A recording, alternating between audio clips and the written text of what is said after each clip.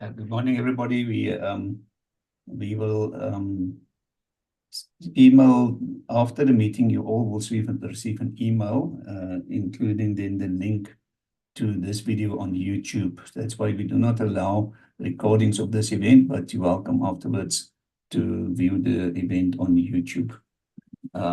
So thank you very much for that. It's also just a sound check for everybody. Great seeing the faces, people coming on board. Really appreciate that. We will start in about 3 minutes time. We're just admitting more colleagues into the session. Thank you very much.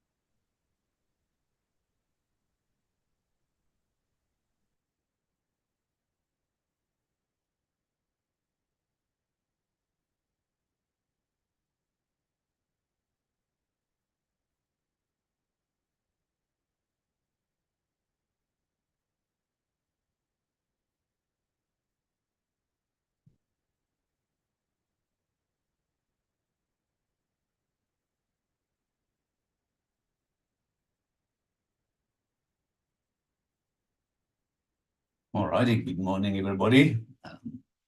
Welcome to the session.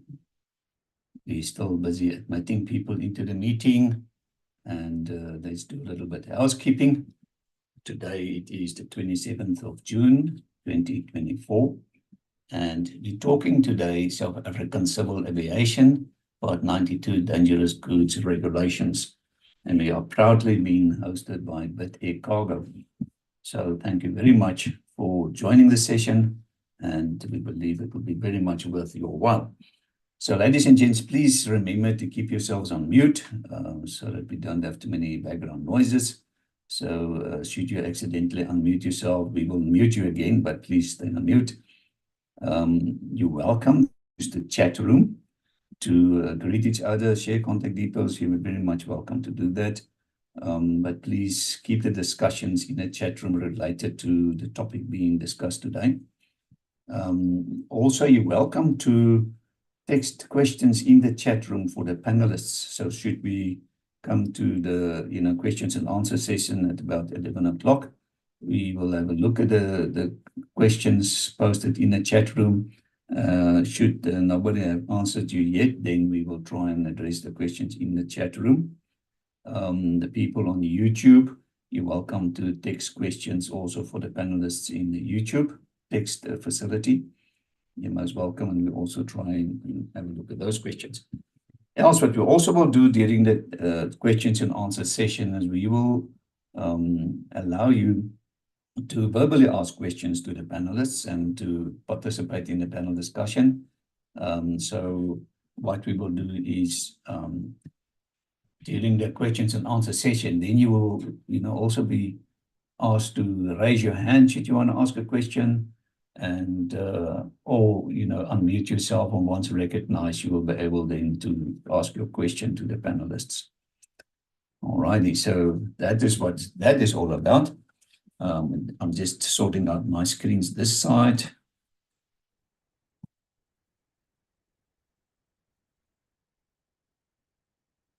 Right, so let's have a look. Just a moment for me.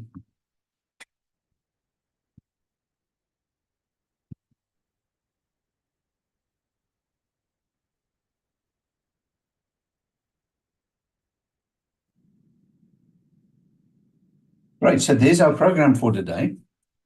And you can see we're talking South African Civil Aviation, Part 92, Dangerous Goods Regulations, 27th of June, 2024.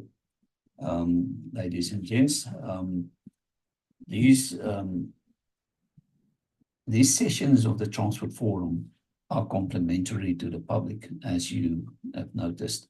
So obviously we've got excellent associates and sponsors of the Transport Forum making this possible, and we would like to give them recognition. So ladies and gents, while I'm doing this, representing bodies of these organizations, you're welcome to interrupt me while I'm doing the introduction, should you want to say a few words yourself on your organization. Else I will continue as usual. And what's great about this is that we're going to have a little bit of fun. So you should listen carefully what I'm telling you about our sponsors, because you might be the lucky winner. Well, it's not lucky, it's a sharp winner of one of these prizes. So we've got two Transport Forum branded power banks that you can win. So what we're going to do after I've told you about our sponsors and associates, you're going to answer questions in the chat room. The first person answering the question right with the winner of this prize, and then we will have the prize couriered to you. So we'll obtain your delivery address afterwards via email. So that's what it's all about. So listen carefully, you might be the winner. So there's our sponsors and associate partners, and we're very proud in having them on board. Let's have a look who they are. So we've got formal relationships with the following organizations, and I'm going to introduce you to them. Obviously, there are many other organizations involved with the Transport Forum as well, but these have a formal agreement with the Transport Forum. So the South African Association of Freight Forwarders, they've shared actually a video with us. Let's have a look at their video. What does it take to compete on the world stage? To go head-to-head with the best of the best? Excellence, agility, resilience, the willingness to keep on evolving. It takes courageous leadership to be bold and chart the course, to connect the dots, bringing stakeholders together, to overcome the hurdles we all face, and to deliver best practice.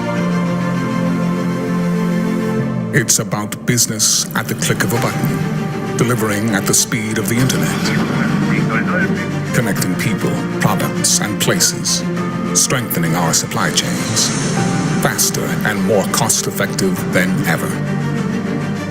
Since 1921, we've given voice and vision to the freight forwarding industry, navigating the tides of international trade, evolving ever more sophisticated supply chains, bridging local and global markets to move our economy forward.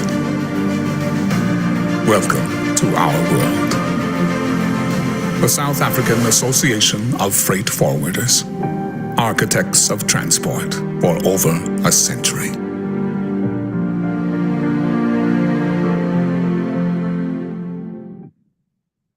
Thank you so much, South African Association of Freight Forwarders. Ladies and gents, we've got the Multimodal Inlet Port Association. It's doing great work, especially, revitalizing our site branches and through, inland ports and the multimodal scenario. So we appreciate what it brought. Then joined the Transport Forum recently, and we're very proud in having Mipo with the Transport Forum. Thank you very much, Mipo. We've got the South African Express Parcel Association, also known as SAPA.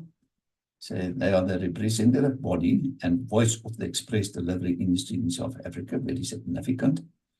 SAPA comprises of member companies engaged in express freight and courier industry and a representative of service providers throughout the express supply chain. So they're the representative body and voice of the express delivery industry in South Africa. Thank you very much, Gary Marshall and team, for your support. We've got SABOA, South African Bus Operators Association. So they're the representative body of the coach industry, played a vital role in the social and economic development of our country. You can see they've already been formed in 1980 and are doing lots of work representing the bus and the coach industry. As you can see, that represents about 70% of the public bus and coach fleet. Thank you very much, SABOA, Shalini Naidu and team, for your support. The Road Freight Association, they say without trucks, South Africa stops. And also been part of the Transport Forum for, I think, already 3 years. Thank you very much, Gavin Kelly, for your support and your team. Really appreciate that. We've got ARIA, that's African Rail Industry Association. It's a preeminent body in South Africa, representing players in the railway industry. So their vision is to have world-class rail infrastructure across South Africa, and they're doing great work in terms of third-party access into our system. Safer Stops Association, uniting minds, sharing vision and resources, uplifting well-being, boosting road safety for South Africa's commercial drivers. Thank you very much, Safer Stops Association, headed by Mickey Scott. Thank you for your association. We also have formal media alliances. Obviously, as I said, many involved, but these are in a formal agreement. And we look at Freight News by FTW. They've been part of us actually since inception of the Transport for many years, 17 years ago. You can see news and features for import-export decision makers. Very much Freight News. Railways Africa magazine, also very, also part of Transport since inception actually. The South African Continent Specialist Trade Technical Business-to-Business online publication covering all aspects of the rail sector. You can obviously obtain all the links to these great organizations on the Transport Forum's website. We've got Focus on Transport and Logistics. You can see they say they're South Africa's oldest and leading transport magazine. You can see all their publications. Thank you very much, Charlene, for your support. We've got Engineering News of Creamer Media. You can see they're the premier source of real economy news, and they've also shared the news highlights with us.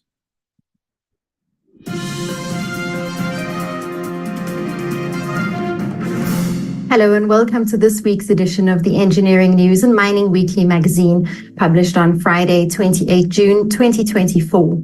In this week's cover article, Engineering News and Mining Weekly Senior Deputy Editor Martin Zuakinyu writes that despite big obstacles, the African Continental Free Trade Area is viewed as the key to weaving a new trade and industrial tapestry. In the grand tapestry of international commerce, Africa's 55 nations have stood as individual threads rather than a unified fabric of economic opportunity. But a new era of collaboration being ushered in by the African Continental Free Trade Area Agreement promises to harness the continent's vast potential and foster economic prosperity for its people. The Engineering News features focus on building the hydrogen economy, where a skills refocus is required for green hydrogen development. Consulting engineers, where a partnership collaborates on sustainable, smarter infrastructure. And pipes, tubes, and hoses, where there's growth on the horizon for pipe manufacturers. The Mining Weekly features focus on earth-moving and surface mining equipment, where electric shovels receive a 50,000-hour service. and diamonds, where an underground expansion is progressing towards a 2028 start. This week's business leader is Jami Steyn, the COO at Canyon Coal. And as this week's cartoon shows, the maturity shown by South Africa's political parties following what was the country's most competitive elections since the advent of democracy was truly impressive. But now President Cyril Ramaphosa will have to show all his negotiating skills as he navigates the period ahead. We hope you enjoy this week's edition of Creamer Media's Engineering News and Mining Weekly. Be sure to subscribe to the magazine that offers you in-depth news about developments in the real economy by emailing subscriptions@engineeringnews.co.za. Happy reading and see you next time.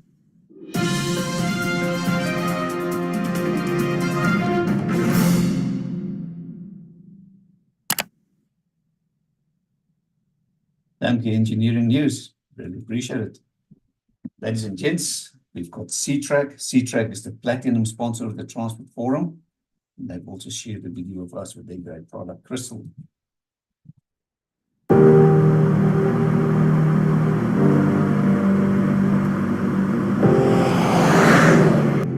lot has changed in the 4 decades that we've been keeping vehicles and business equipment safe and always visible.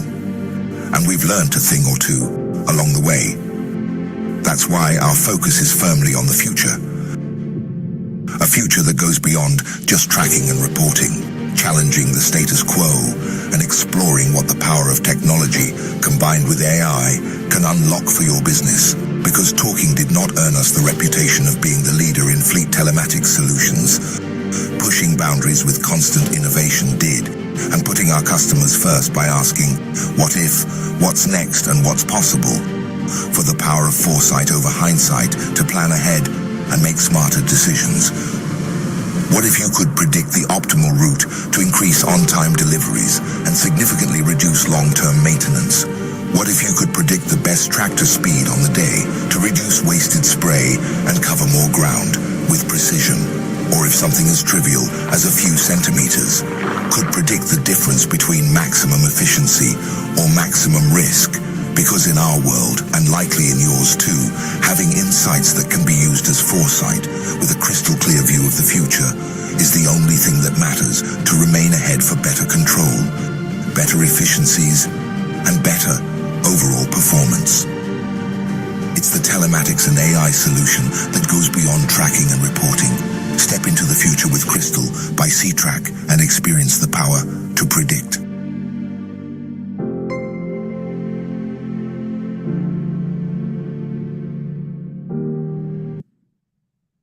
Thank you so much, C-Track. Ladies and gents, our host for today is BidAir Cargo. You can see they fulfill the needs of the express cargo industry for daytime and overnight cargo capacity across a comprehensive Southern and East Africa footprint.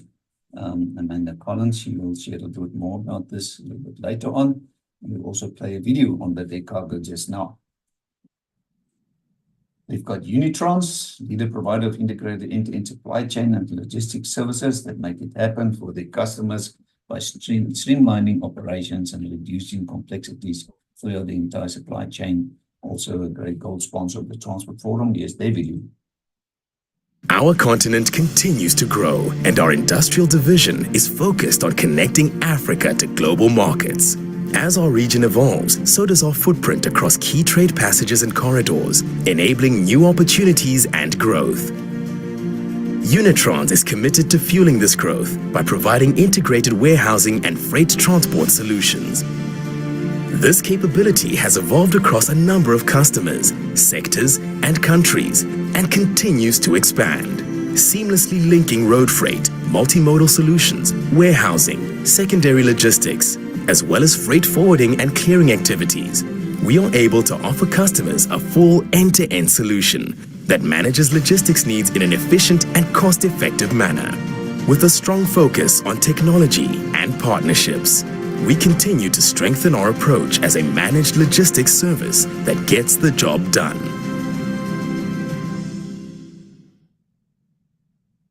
Thank you very much, Unitrans. Ladies and gents, the gold sponsors Transport Forum is the University of Johannesburg, also part of the Transport Forum since inception. Department of Transport and Supply Chain Management. We've also got the Institute for Transport and Logistics Studies. Thank you very much, Prof. Nadine Pisa, Prof. Jackie, Prof. Rose, many of them also mentoring myself. Really appreciate your great support over these years, making the Transfer Forum possible. Really appreciate that. Ladies and gents, we also got Data Noble, joined the Transfer Forum recently as gold sponsors. You can see they're leaders in research intelligence, well-established research organization, specializing in both quantitative and qualitative analysis. So they use a variety of cutting-edge tools to deliver customer experience and other sentiment-based research programs.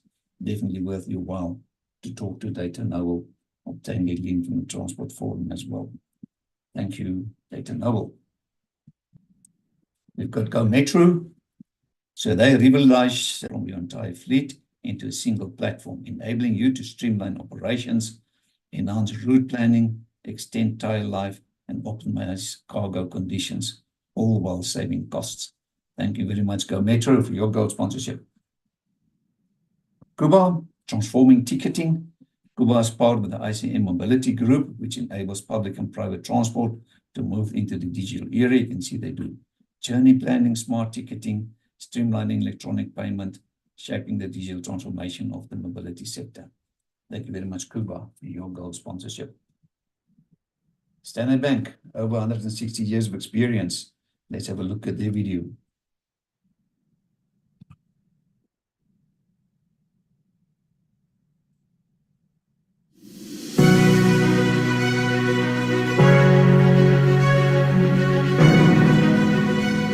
The group purpose is Africa is our home, we drive our growth.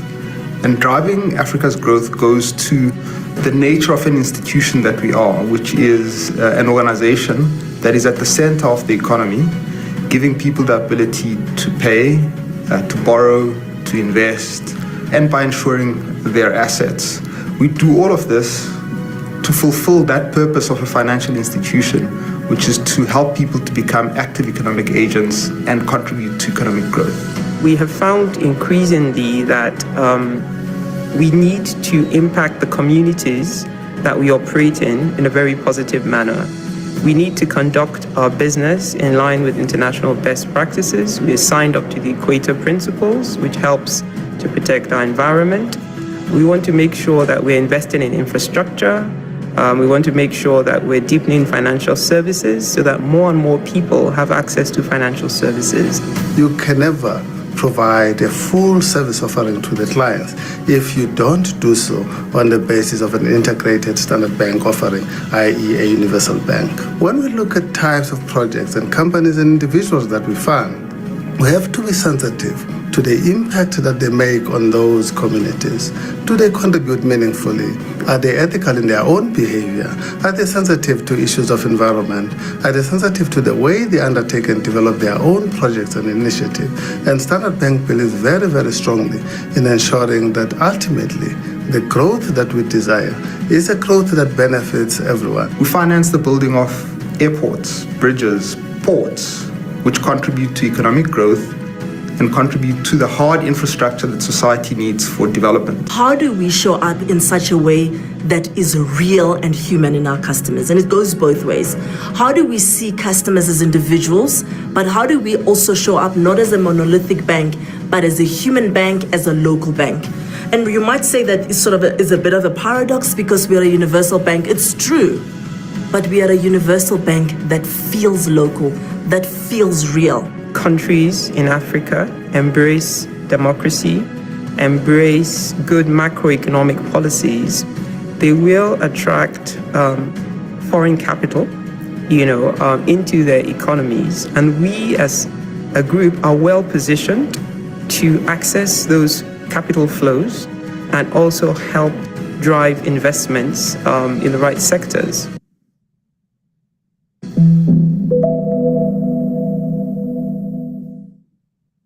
Thank you, Standard Bank. Really appreciate your support and gold sponsorship. Ladies and gents, we've got Control Fleet. They're also hosting our next event on the 11th of July. You can see they say execute like never before. They've got a great video as well. At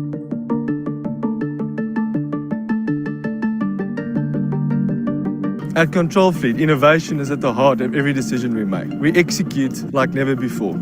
Our features include planning, scheduling, driver application, and our value proposition is continuous value and execution for you. We love logistics and transport operations, our clients, and our aim is to provide them with new age technology, innovate their business, and take them to the future.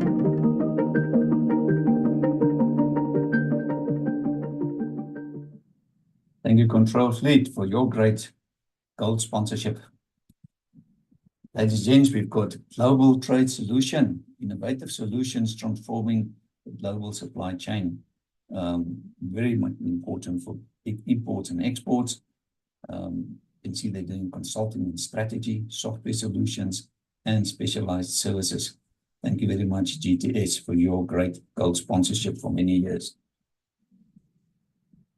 Zutari, Impact Engineer, consulting engineers of note, also known as Oracle before, now Zutari. Thank you very much for your gold sponsorship, also many, many years with the Transport Forum. JC Auditors, they've got a video. Welcome to JC Auditors, your trusted partner in road freight certification solutions. At JCA, we offer a single integrated solution for road freight companies, enabling you to achieve all your compliance and certification requirements. Our focus on the South African national standard, RTMS, ensures your fleet meets the high standards in safety, efficiency, and sustainability. Promoting vehicle safety and fostering safe driving behavior are keys to RTMS success. With a national presence of a growing footprint in the SADC regions, JCA is your local and regional expert in road transport compliance. Our certificates are SANAS accredited and IAF aligned, so rest assured that JC Auditors certifications are recognized globally.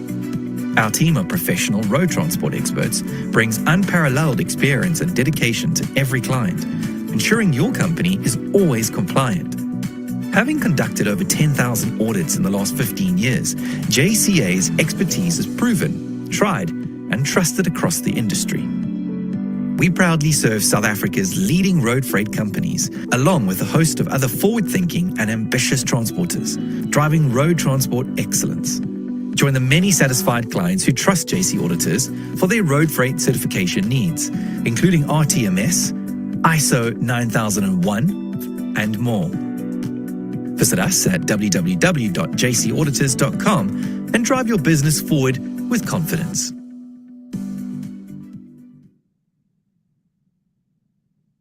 Thank you, JC Auditors, for your gold sponsorship. Ladies and gents, we've got EasyClear. EasyClear is a leading software provider for the customs and clearing industry. You can see they've got software solutions for customs clearing, freight forwarding, and logistics providers covering air, sea, road, and rail. Thank you very much, EasyClear, for your gold sponsorship. Ticket Pro, ladies and gents, very good organization. They've got actually 2 sponsorships with the Transport Forum. This one is an online booking tool, a very convenient online booking tool, Ticket Pro. So they say no contracts, no hidden fees, just good business with straightforward fair pricing. So it's an online corporate traveling booking tool with everything you need and nothing you don't want. Very, very convenient. Thank you, Ticket Pro, for this great product and sponsorship. They also have the following. They've got Ticket Pro Smart Tab.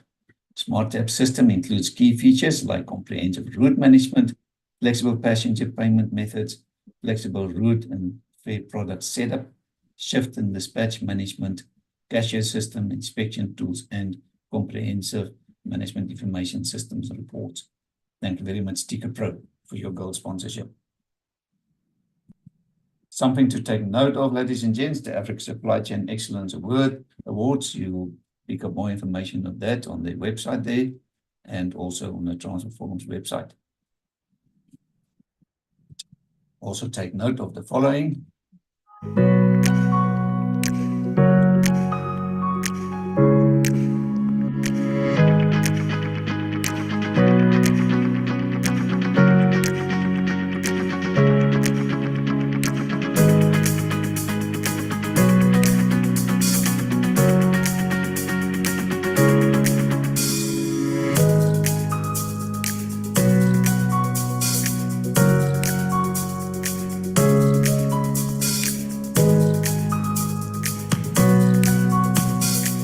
Smarter Mobility Africa 2023 is done and dusted. We'll see you next year, 1st to the 3rd of October. As always, Smarter Mobility Africa Summit 2024, here we come. Now the date has changed. It's now the 2nd to the 4th of October 2024. Thank you very much, Smarter Mobility Africa. Also agreement, you find that you'll see the transfer form there exhibiting at this great event. So ladies and gents, now we're back to our quiz and we're going to have some fun now. So 2 of you might be the lucky winner of Transfer Forum branded power bank.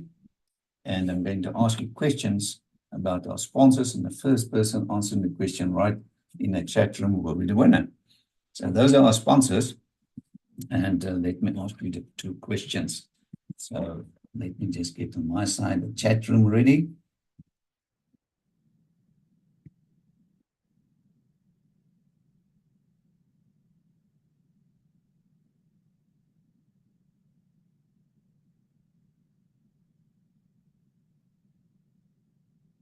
So the first person answering the question right in the chat room, he or she will be the winner. So here's the first question. There's an association. They're the representative body of the express delivering industry in South Africa. Who are they? You sharp. Samantha Mullins. Congratulations, you seem to be the winner. You can just make a note here of Samantha's details. Congratulations, Samantha. This was very sharp. Samantha.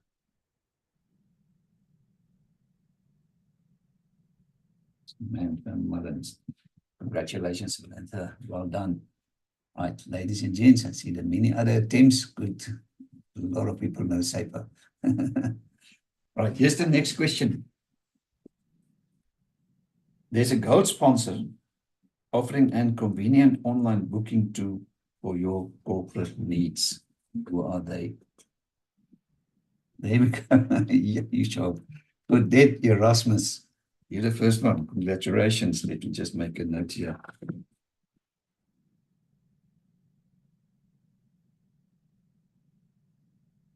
You guys are sharp today. And is it the winter or what? Congratulations to our winners, Samantha Mullins and Claudette Erasmus. You will receive an email from myself obtaining your delivery address and we'll have it couriered to you. Thank you very much for that. Right, ladies and gents, just a reminder of our Business Director at Transport Forum. We're getting very good feedback from these organizations being listed here. It's only 450 rands per annum. It's not really money. But you can see we've outsourced it to Olga Mashilu, Bolin Bontle consultant. It's one of our BE initiatives. She's administrating this business directory for us. She even invoices you straight for services. And it's very popular. We're getting, as I said, very good feedback. So you can contact Olga at that number. You also in an email you're going to receive after the session. I'll also, give you a link there that you can contact Olga. But you can also take a picture of the screen for Olga's contact details.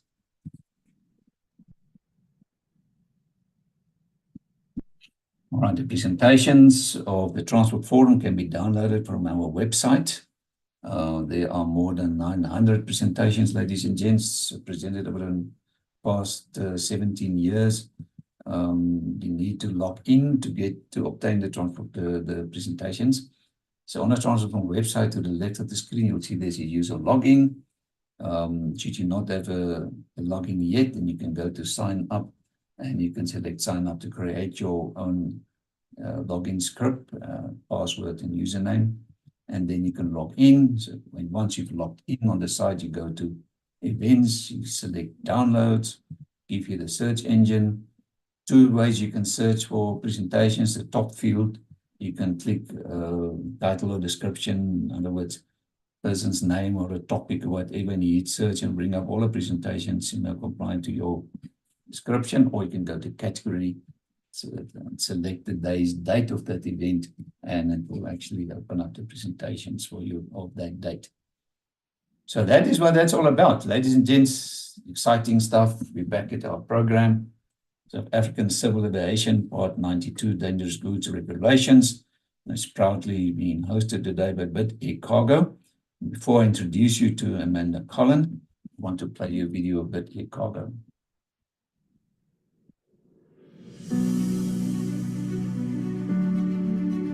In the world of express freight, there's one name that stands above the rest: BidAir Cargo. Our airport-to-airport line haul service is the backbone of South Africa's express freight industry. At BidAir Cargo, we don't just deliver cargo. We go the extra mile to ensure a seamless and efficient experience in South Africa. With our unwavering commitment to excellence and improved technology, we handle your cargo with utmost care and deliver it on time, every time. Our dedication to service excellence is what sets us apart. We live by our core values of service excellence, mutual respect, integrity, and accountability. When you choose BidAir Cargo, you're choosing a partner that takes pride in going above and beyond for your freight needs. From pharmaceuticals to perishable goods, automotive parts to live animal transportation, we handle a diverse range of commodities. Our attention to detail and precision ensure that your cargo arrives in perfect condition, no matter what it is. Our dedicated teams work tirelessly to guarantee the safety and efficient transport of your cargo. We leave no stone unturned to ensure your freight arrives at its destination intact and on time. With our advanced track and trace system, you can monitor your shipments in real time. Stay informed about the whereabouts of your cargo with just a few clicks. Our goal is to provide you with peace of mind and complete transparency throughout the entire journey. We understand that time is of the essence for our valued customers. That's why we offer a user-friendly online portal that simplifies the documentation process. Obtain quotations and create e-labels with ease, saving you valuable time and effort. Whether you have a small package or a large shipment, BidAir Cargo handles it all with equal care and precision. Our ISO certification is a testament to our commitment to quality and professionalism. We don't just excel in domestic express freight, we also cater to your international cargo needs. No matter the size of your business, whether you're a small enterprise or a multinational corporation, you can trust us to handle your cargo with the same level of dedication and attention to detail.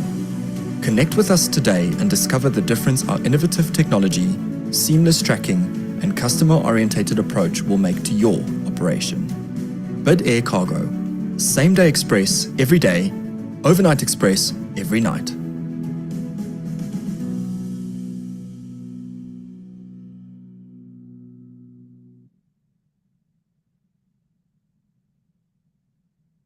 Thank you so much, BidAir Cargo. Ladies and gents, so it's my privilege handing you over to Amanda Collin. She's the National Manager, Key Accounts and Sales of BidAir Cargo, and she's going to do the formal welcome for us. Thank you very much, Amanda.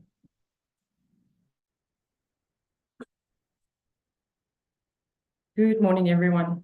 On behalf of BidAir Cargo, I would just like to thank everyone for joining us here today. I think we've got quite an interesting topic coming up. From our side, just to the Transport Forum and Harry specifically, thank you so much for setting this all up for us. Then to our speakers, I don't think they need much introduction in the industry, but to Elliot and Becky, thank you so much for taking the time out to share your experience and expertise with us. I think, as you all know, the air freight industry plays a vital role in global commerce. And with that comes the challenge of handling dangerous goods. And it's our duty to prioritize safety, security, and the compliance to regulations when it comes to these commodities. One mishandling, a misstep, it can have really severe consequences. And I think as we navigate this landscape, it's really important to remember that it's everyone's responsibility to train, to educate everyone in the industry to make sure that dangerous goods are handled correctly and within regulations. So with that, it is important for us to involve all stakeholders to work together and get this right. So I think this is really important today. I think Part 92 has been on everyone's lips for quite a while. So I really hope you guys find this interesting and educating today. So thank you, everyone, and I really hope you enjoy it. I will hand over back to Harry to take things from here and enjoy. We'll touch again later. Thank you, guys. Thank you so much, Amanda. I really appreciate it. And definitely is going to be a great event. Thank you very much for hosting the Transport Forum today and for your gold sponsorship. I really appreciate that. So, ladies and gents, we're going to have two powerful presentations. We'll take a short break then, and then nice questions and answer session. So our first presenter then today is Mr. Elliot Mulemi. He's the General Manager for Professional Aviation Services. And he's going to talk about why it is important to train the entire supply chain. Thank you very much, Elliot.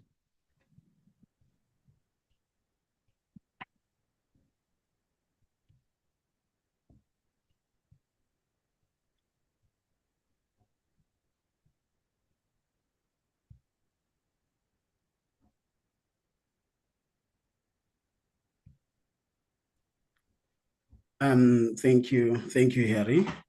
Can you guys hear me? All good, thank you, Elliot. All right, thank you, Harry.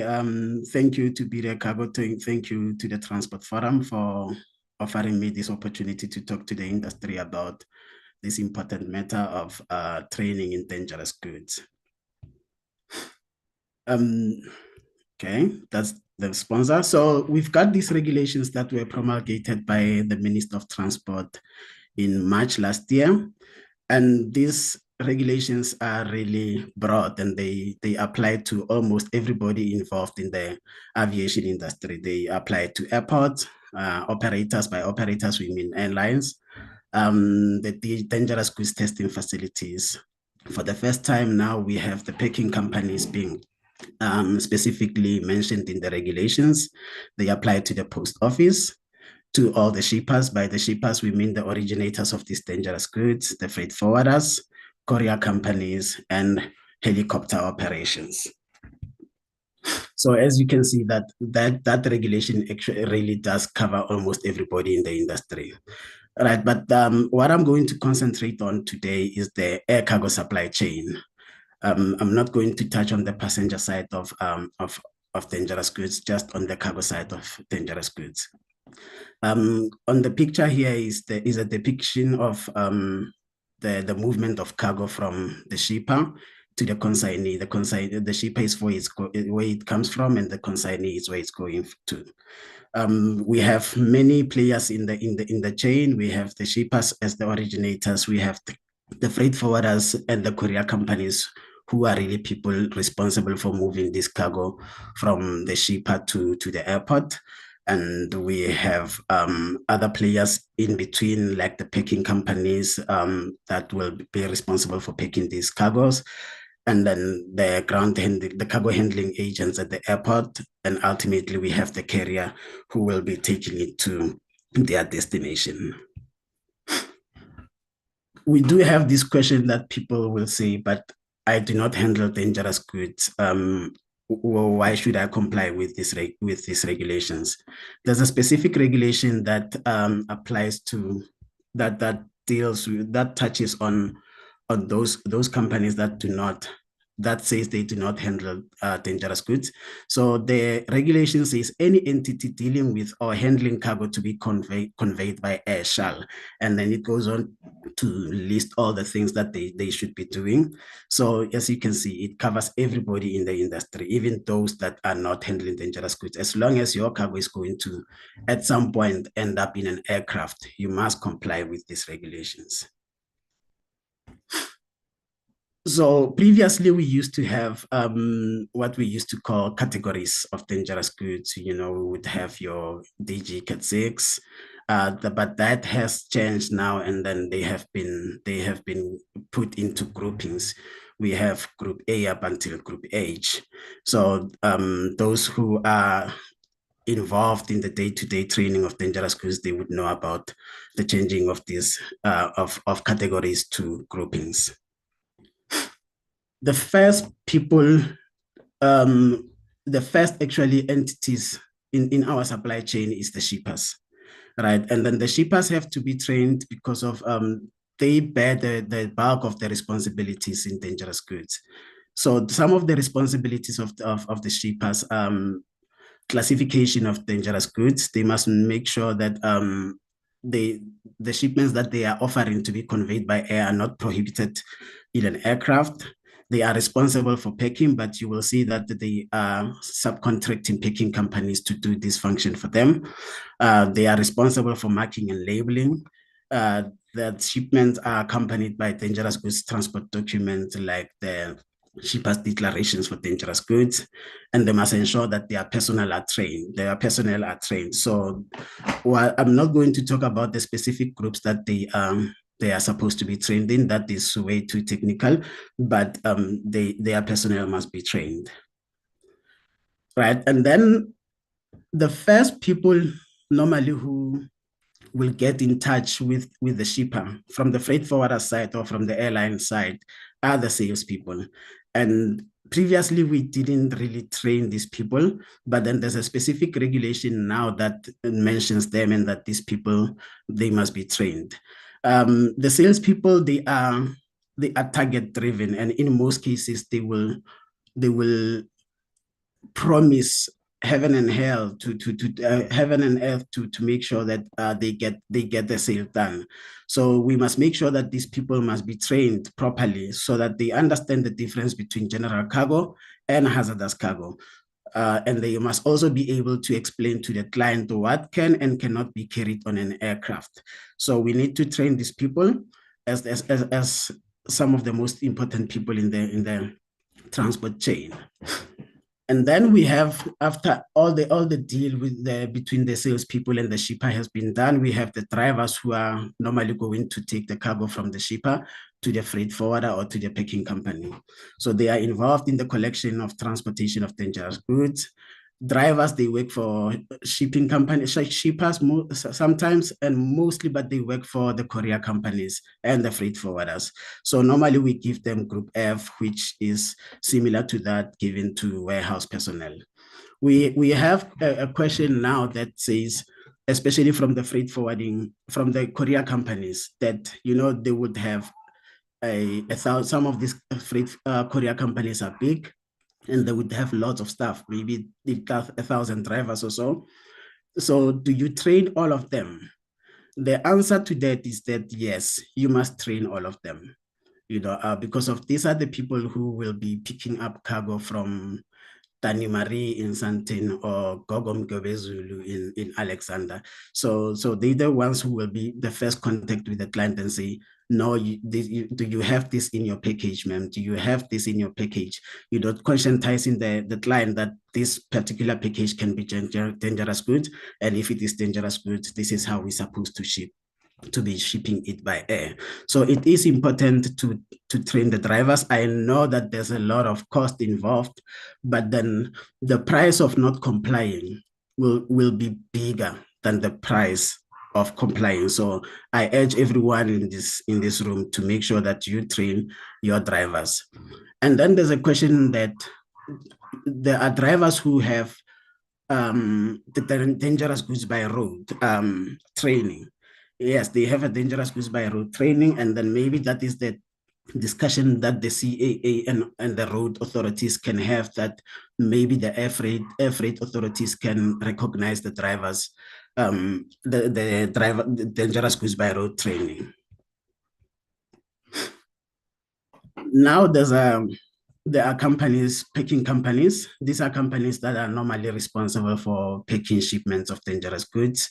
All the nine classes and their divisions, they know exactly how to pack them. So the new regulations now is that they are saying that the packing companies will be authorized by the Director of Civil Aviation in writing. They must ensure that the packages that are used are in accordance with the requirements of the technical standards.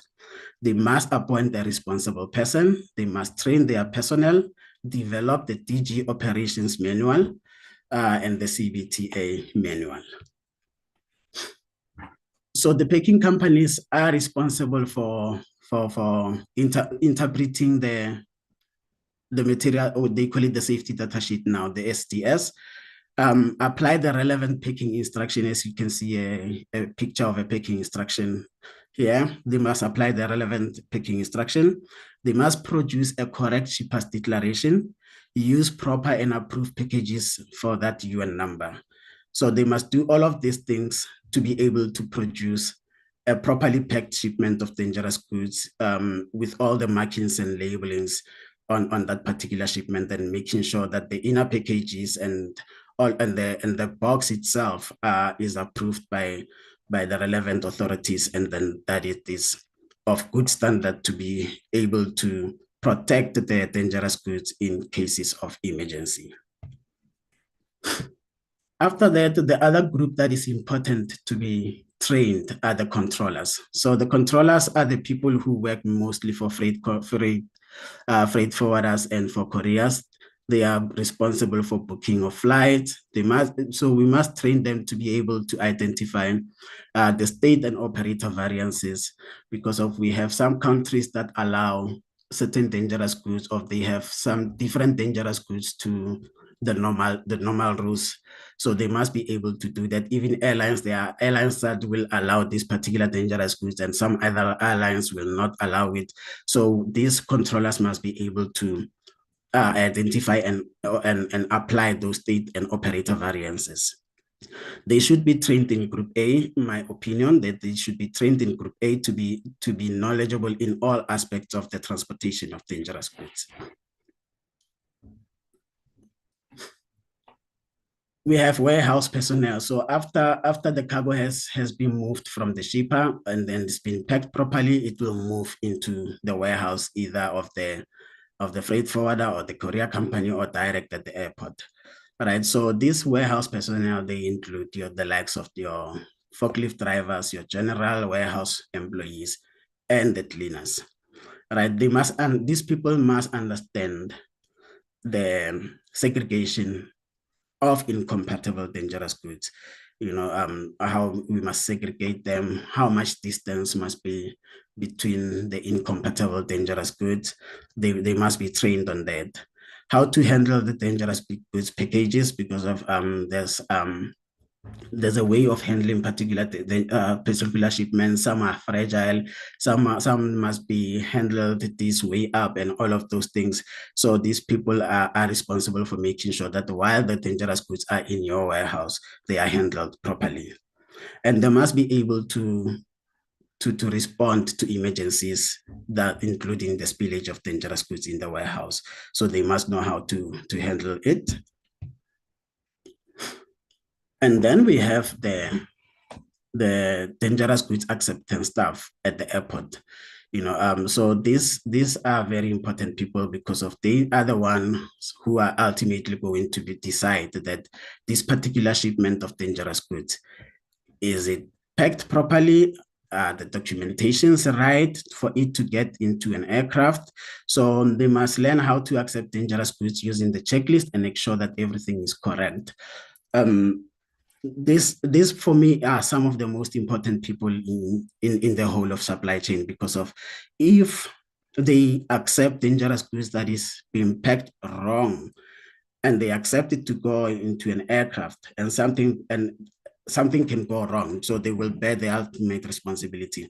Those who are in the know, they know that with dangerous goods, with the acceptance personnel, when they are using the checklist, if one thing is incorrect, the shipment has to be rejected. That's how strict the dangerous goods acceptance regime is. Sorry. And lastly, on the supply chain, we have the aircraft loading staff. So these are the people ultimately who are going to put the cargo inside the aircraft. They must inspect the shipments. They must be trained in how to inspect the shipments for damages and leakages.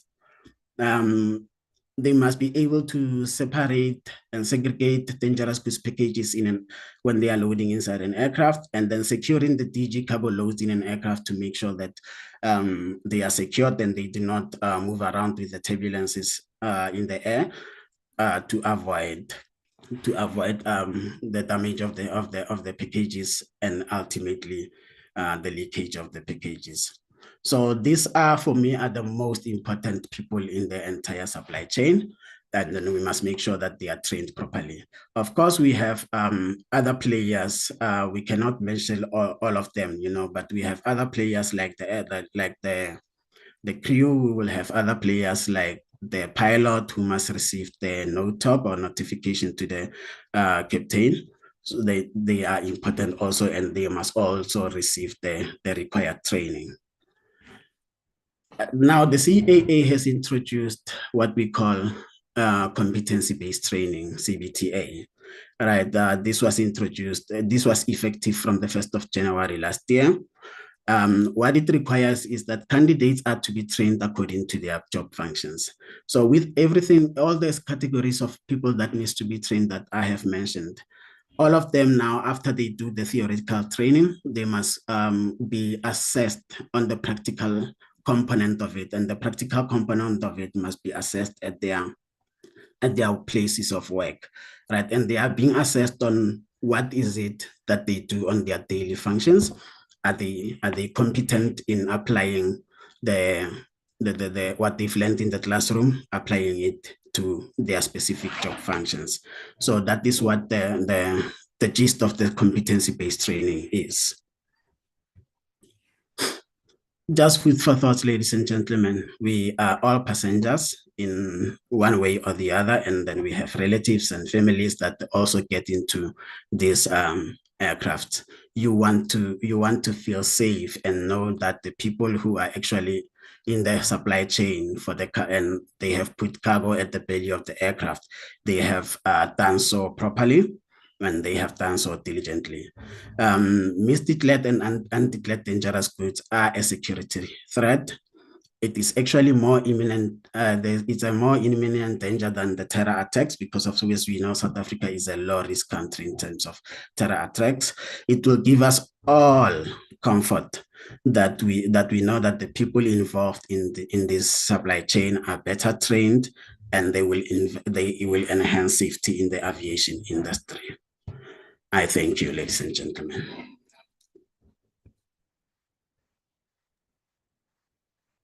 Thank you so much, Elliot. What a great presentation. I really appreciate your presentation and the work you're doing. It's actually so important to realize the importance of proper training, especially think of dangerous goods and something can go wrong.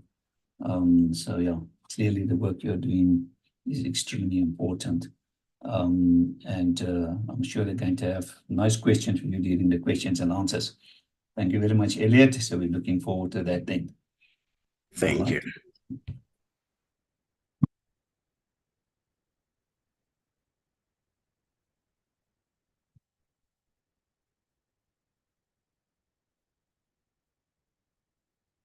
Good, ladies and gents, looking at our program again.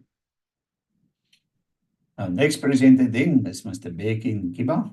He's the manager, dangerous goods, cargo and security. So he's going to talk to us about the background of Part 92 regulations and the application of Part 92 regulations. Thank you very much, Beki.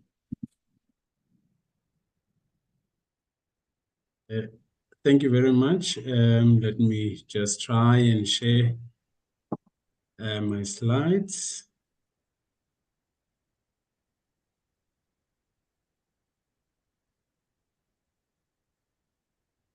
Just tell me when everything is showing correctly on your side. Thank you. Perfect, thank you. Okay. All right. Just after Elliot's presentation, I'm thinking maybe I'm not really needed in this presentation because he's done so much in terms of explaining what the regulations are all about, basically. And then from my side, he has actually made the job easier, but needless to say, I will still have to take you through what was the thinking behind the regulations, the consultations, and what the intent is, of which most of it he has already covered, but just to emphasize. All right, I'm just going to, my name is Beki Nkiba. I'm actually the manager for dangerous goods. To those of you who are actually seeing me for the very first time, of which I doubt, that is the possibility. What I'm going to share with you today is basically the same supply chain that Elliot took you through, with more emphasis, obviously, in your area of expertise being cargo and those other related entities that affect the cargo supply chain. And then basically we go through the regulations, general requirements, specific requirements, and then mainly also stopping at the training requirements, which I think he also touched on them, but we'll zoom in just a little bit to see what was the intent and how could you best actually comply to that without exhausting your resources. Okay, firstly, it's just to understand from regulatory perspective, who does the Part 92 apply to?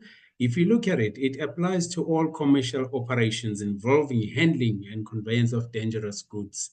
But most importantly, it's basically your passengers, your baggage, your cargo, mail, and including company materials for those who are actually in the operator space, being the airlines. And then again, if you look at the note just reminds you that when you're going through the regulations, do not forget that we've got more explanations of the intent of the regulations being covered in the SA technical standards. So when you see CADS maybe 92011, if you go to the CADS, you're likely to get the more expanded definition of what the intent of the regulation is.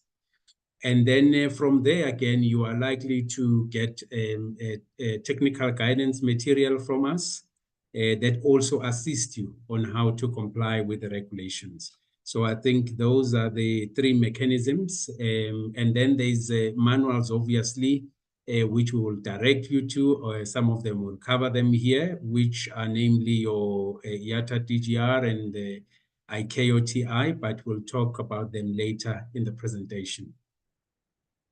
All right, as Elliot indicated, basically, I'm not going to dwell on this, but as a highlight, as an overview of what dangerous goods covers or the areas that are being covered, you will see there's your air operators, there's the aerodromes being the airports, the cargo entities being yourselves, and the couriers again being yourselves, the training organizations, the packers, the package testing organizations. In this country, we've got two that are certified, which is SABS and 10E. Those are the two in this country that are doing the service of testing the dangerous goods packages. And lastly, we also do look into the post office by virtue of the Universal Postal Union being affiliated with ICAO in that aspect in terms of parcels and mail. What is more pertinent to us, if you look at it, that was just a generic overall industry applicability, but more pertinent to us who are actually dealing with cargo and related industries. You will see, again, I've isolated the post office, the shippers, the couriers, the freight forwarders, consolidators, packers, airports, package testing organizations. And the main regulation there, you will see that my footer generally gives you an indication of what regulation we are actually talking about when we highlight certain aspects.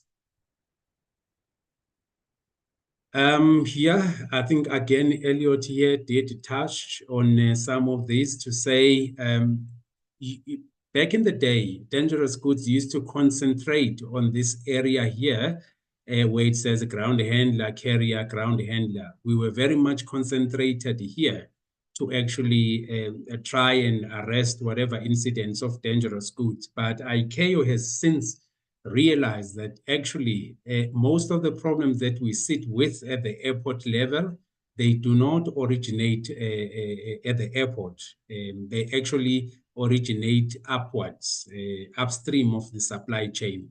And I think Elliot, again, here covered the shippers and the freight forwarders before things get to the airport. So this is basically what has happened. This is the big shift that has happened in terms of Part 92, dangerous goods, is that we've moved away from concentrating at the airport and we've gone upstream. This is actually one of the ICAO standards, which is documented in Annex 18, to say we must look holistically at the supply chain. And part of the reasons why this is being done, it's because there's an understanding that the screening methods that are existing currently are not really efficient or effective sometimes to actually identify dangerous goods. Because we know that from when you pick up the parcel from whoever or a shipment from whoever and it gets to the freight forwarder and then gets consolidated, by the time it gets to the airport for screening, things will be lost in translation. We would not be able to actually see what dangerous goods is there in the consolidation if it was not captured correctly from inception. So that is the whole reason why we've moved upstream to say the courier guy that goes and collects the parcel, he must ask relevant questions before things get into the chain even. So this helps everyone else in the chain to actually understand what they are actually shipping or transporting to the airport. You will see later again when we delve more into 920147 to see exactly what is it that we are talking about today. So to those of you prior to promulgation of the new regulations, you'll recall that you had just one regulation that you had to be looking for hay or needle in the haystack to actually find things, because it was just one long regulation. But what we've subsequently done now, we've broken the regulation into 4 aspects or 4 subparts.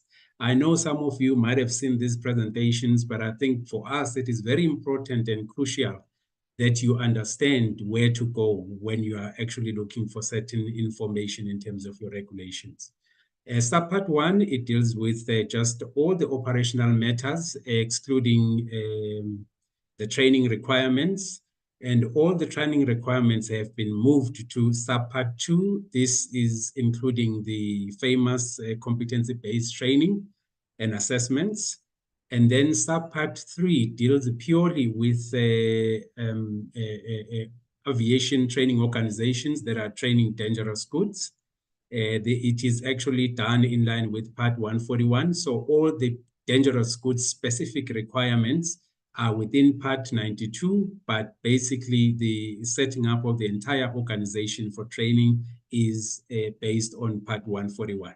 So you'll have to read the 2 regulations in conjunction for you to comply correctly. And then subpart 4, this deals with the instructor accreditations. Again, this is not a new thing. It has been there for a long time.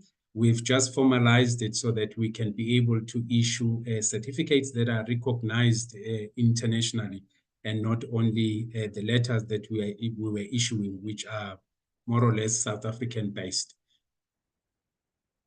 Okay, so why did we have to change? I'm just going to touch again briefly to those of you who might have missed the presentations when we were doing the road shows around the country. Basically, again, it was to make sure that the regulations have an improved structure. Secondly, to actually deal with the risk. One of the most concerning things that we've seen that actually came from or were actually exacerbated by COVID is the issue of growth in e-commerce, where everybody can order almost anything online and it has to be delivered. And with this, our risk increased in terms of things that are not actually reported correctly. They are dangerous goods, but they are not reported correctly. Or when they are being transported, they are not packaged correctly. And this has increased our risk significantly. You will see actually with the current incidents that I'm going to share with you shortly. And again, number 3 was for us to actually introduce regulations that are actually relevant and appropriate to South Africa. When I say this, it is actually in the context of competency-based training and assessments, again, where we looked at the space of South Africa. How does South Africa does its training? And we actually had to customize the entire CPTA to what South Africa looks like in terms of training. And there are quite a few other things that we've actually looked into South Africa before we just impose what is on the ICAO regulations. We look at what works for South Africa. And then lastly, obviously, we are signatories to ICAO, so we needed to make sure that all the regulations that are there, they are covering all the requirements of ICAO. Those of you that are privy to the information regarding how CAA is doing, you will note that on the safety side of CAA, we did score 91% in terms of our compliance from the audit that happened. I think it was in 2023, early 2023. So this does show that we as the state, we are doing all we can so that we can comply. How does this impact you? It impacts you because if we are not complying, guess what happens? The US starts applying certain bans on our aircraft, or they are not wanting their aircrafts to come this way, which then very often the European Union will follow suit, which may affect our cost in terms of transporting things to the US and to Europe.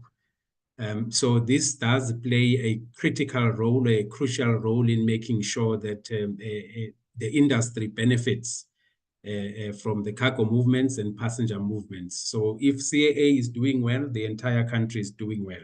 And again, thanks to you for us doing well, because remember that all the evidence that we supply to ICAO, it's what comes from you. It's all the regulations that you comply with. They don't actually ask for anything outside the regulations. They are looking for the regulations and the ICAO prescripts. And then we come to you as the industry to get the evidence. All right, this is a part of the problem. If you look at what I'm sharing right now, from 2022 right up until 2024, you would see again 2022, we had just come out from COVID. Perhaps one could say the reporting wasn't as robust, arguably so, I'm not sure, but we had those figures in terms of, if you look at the misdeclared, the undeclared, and the other, it's one of those that are happening maybe on the passenger side of things, which are not necessarily undeclared or misdeclared, but it's just the passenger that actually carried certain things, and we needed to take them away from the passenger, or reject the passenger or the passenger baggage from the cargo. All right, but what is actually evident if you look at what we have here is that we are having a stubborn undeclared trend that is actually going up. So there is resistance in terms of bringing down undeclared dangerous goods, but misdeclared, you would see that we are sort of like winning. And also on the passenger side, we sort of like winning in terms of bringing down certain aspects. This, again, if you look at it, the regulations were introduced in 2023, and already you can see where the downturn starts based on this. I would not be really excited that much, because if you look at it, in 2023, we had overall, the entire year, we had about 27, if you add those figures, it's quite a lot. But if you look at what 2024 is already doing, you can see that we likely to beat what we had in 2023. If you look at the figures, the other is sitting at 27 from 2023, and then undeclared are on 21, misdeclared are on 15. But in 2024, we are only in June again, but already we are sitting on 26 undeclared, 10 misdeclared, and 20 for the other, which is actually not a good indication. But again, when we read these stats, I think one thing that we need to take into consideration is that we've also had a number of entities that are reporting which is one of the things that I'm urging you to do. Please report the incidents. Some of them, we get them from overseas, where we are embarrassing ourselves again. We are sending things to overseas countries that get stopped in foreign countries. That is the reputational damage that we are causing to ourselves. And then sometimes it's really things that we are picking up from domestically. This time around, I did not actually put a slide with any of those incidents. I just wanted us to talk regulations and how we move forward. If you look at it for this year only, these are the figures that I was reading to you on the previous slide, but it just gives you an indication of the totals where we are sitting, and also on what months did we have the highest incidents. If you look at May, May seems to be the 1 month where we had most incidents. Again, these may look like figures to us in this conference here or in this meeting, but the truth of the matter is these are actually life-threatening kind of incidents. That, because when it comes to dangerous goods, I think Elliot put it very nicely to say, these are things that could easily bring down an aircraft. South Africa's security risk or security threat is very low, but the one thing that could really jeopardize our good reputation, it is dangerous goods if we are not careful, because one little battery with a lithium battery could actually just burn from one little bag and then burn the entire cargo hold, bringing the whole aircraft down. So we need to be really, really extra vigilant. So what am I saying to you? I'm saying to you, the figures that you are seeing here, they are not just graphs and figures. They are real incidents, and we need to be worried, because these things can only get worse if it does not get arrested.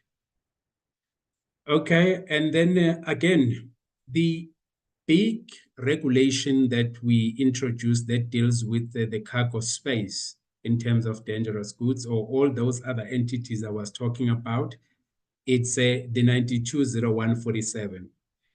The first few sub-regulations that you see there on the left, the first one is really the one that talks to what I was saying, to say from the inception of cargo, whether you are actually an entity that is manufacturing, you are a shipper, or you are somebody that is actually accepting parcels from individual customers. The biggest thing here is that the client must declare to you what is it that they are putting into the system.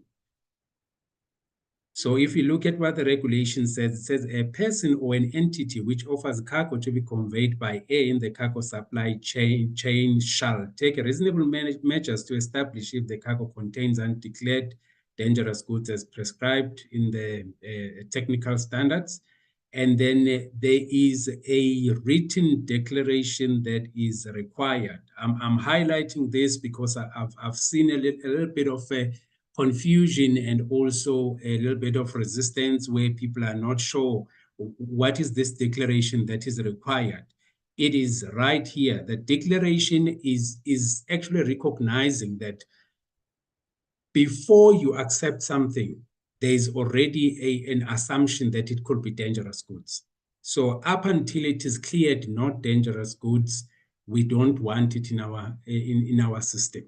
So when you're picking up the package from whoever or accepting a package from whoever, it is your duty to ask them, what is in this? If you are not happy, you can open it and check.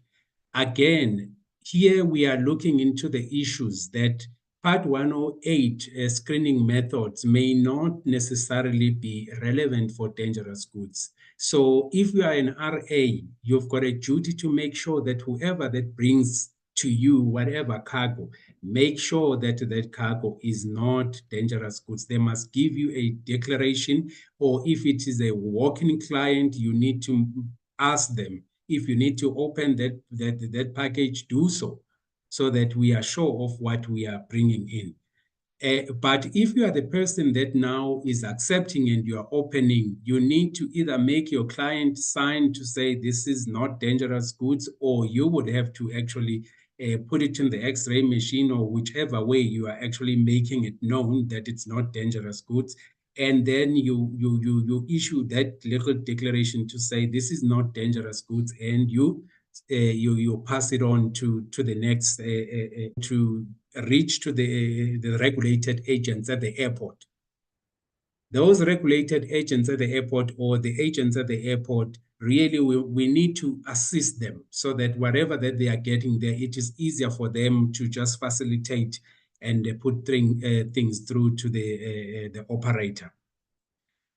Okay, so that is basically that. And then sub-regulation 2 says a person or entity accepting cargo to be conveyed by air at any point within the cargo supply chain shall, prior to acceptance of such, require. So again, there we go to say you must require this signed statement or this little declaration to say it's not dangerous goods. If it is dangerous goods, we know for a fact that it will be accompanied by, if it's lithium batteries under Section 2, they must actually be documented somewhere to say these are actually cell phones, or these are laptops, they are transported under Section 2 of lithium batteries. Then you capture it correctly so that it is captured on the airway bill correctly. This will helps everybody along the chain so that they can just accept these things and facilitate the movement of cargo within the chain. And then if it is proper dangerous goods, a shipper's declaration must accompany the cargo. Obviously, that is a given. And then on number 3, the operator being the airline, it actually also has a duty to make sure that this statement, they do receive it and they are comfortable to say these are not dangerous goods. If it is dangerous goods, it is declared correctly, just so that we minimize the impact of having these misdeclared or undeclared dangerous goods on our cargo movements. And then if you are a person that is accepting cargo, you can accept from your clients. Obviously, here you are taking the risk. You can accept from your client, and then you are the one who's doing the X-raying and the opening, and again, making sure that it is actually not dangerous goods. But then it means the declaration will originate from yourself now going forward in the supply chain. This one says a person or entity accepting cargo to be conveyed by air in the absence of a statement or confirmation in terms of sub-regulation 1 shall inspect such a shipment to establish if it contains undeclared dangerous goods prior to tendering such for conveyance by air. You can do your physical inspection, you can use your X-ray, or any other method that may be applicable based on the type of cargo that is right in front of you. So what this says, it says if you've got your clients and you trust them and you want to assist them, you can actually be the one. They will bring whatever they are bringing to you, and you're the one who will screen and do whatever that needs to be done, and you then originate the declaration that says this is not dangerous goods. Or you may require SDS, and then you get your shipper's declaration and you mandate the correct packing if it is dangerous goods. So I'm hoping this clarifies the matter around the declaration. Then there was something else that Elliot also touched on to say, what we have done is dangerous goods should not be handled by everybody in the chain. They would still have to be trained. They would still have to have SOPs relating to dangerous goods, but they shall be those entities who are actually authorized by the CAA to deal with dangerous goods. And those, they are highlighted here under sub-regulation 5, which says it's an air operator. For instance, BidAir Cargo, I know they're an air operator that deals with cargo. They need to be authorized basically to handle dangerous goods. And then also, if you look at these freight forwarders, regulated agents, couriers, ground handlers, postal operator, they can actually apply to the director to be authorized to handle dangerous goods properly. Okay, and number 6 as well just emphasizes that the air service operator or cargo handling agent approved by the director as contemplated shall conduct the final acceptance. This basically means whoever that does the final acceptance of dangerous goods, either at the airport or maybe in a off-airport facility, but it should be somebody who's authorized by the operator, who's authorized by the airline to do so. Final acceptance is where then the checklist that what's his name, Elliot was showing here is used.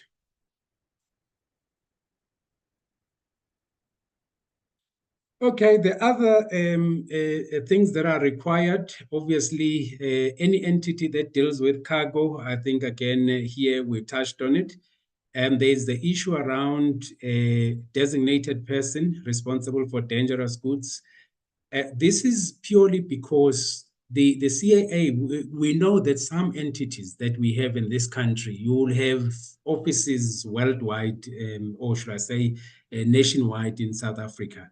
But what we are trying to avoid to raise a finding in Cape Town of this particular issue, and then we go to Durban, we raise the same finding, we go to Nelspruit, we do the same thing. It is not really a right method of working. If we can appoint one person who lies with the CAA, this minimizes all sorts of problems, because if this person deals with us and we look at the manuals, we approve the manuals, and it tells us I've got offices in Cape Town, I've got offices in Durban, and these, maybe if there are variations, these variations are like this, and we have covered them in our manual.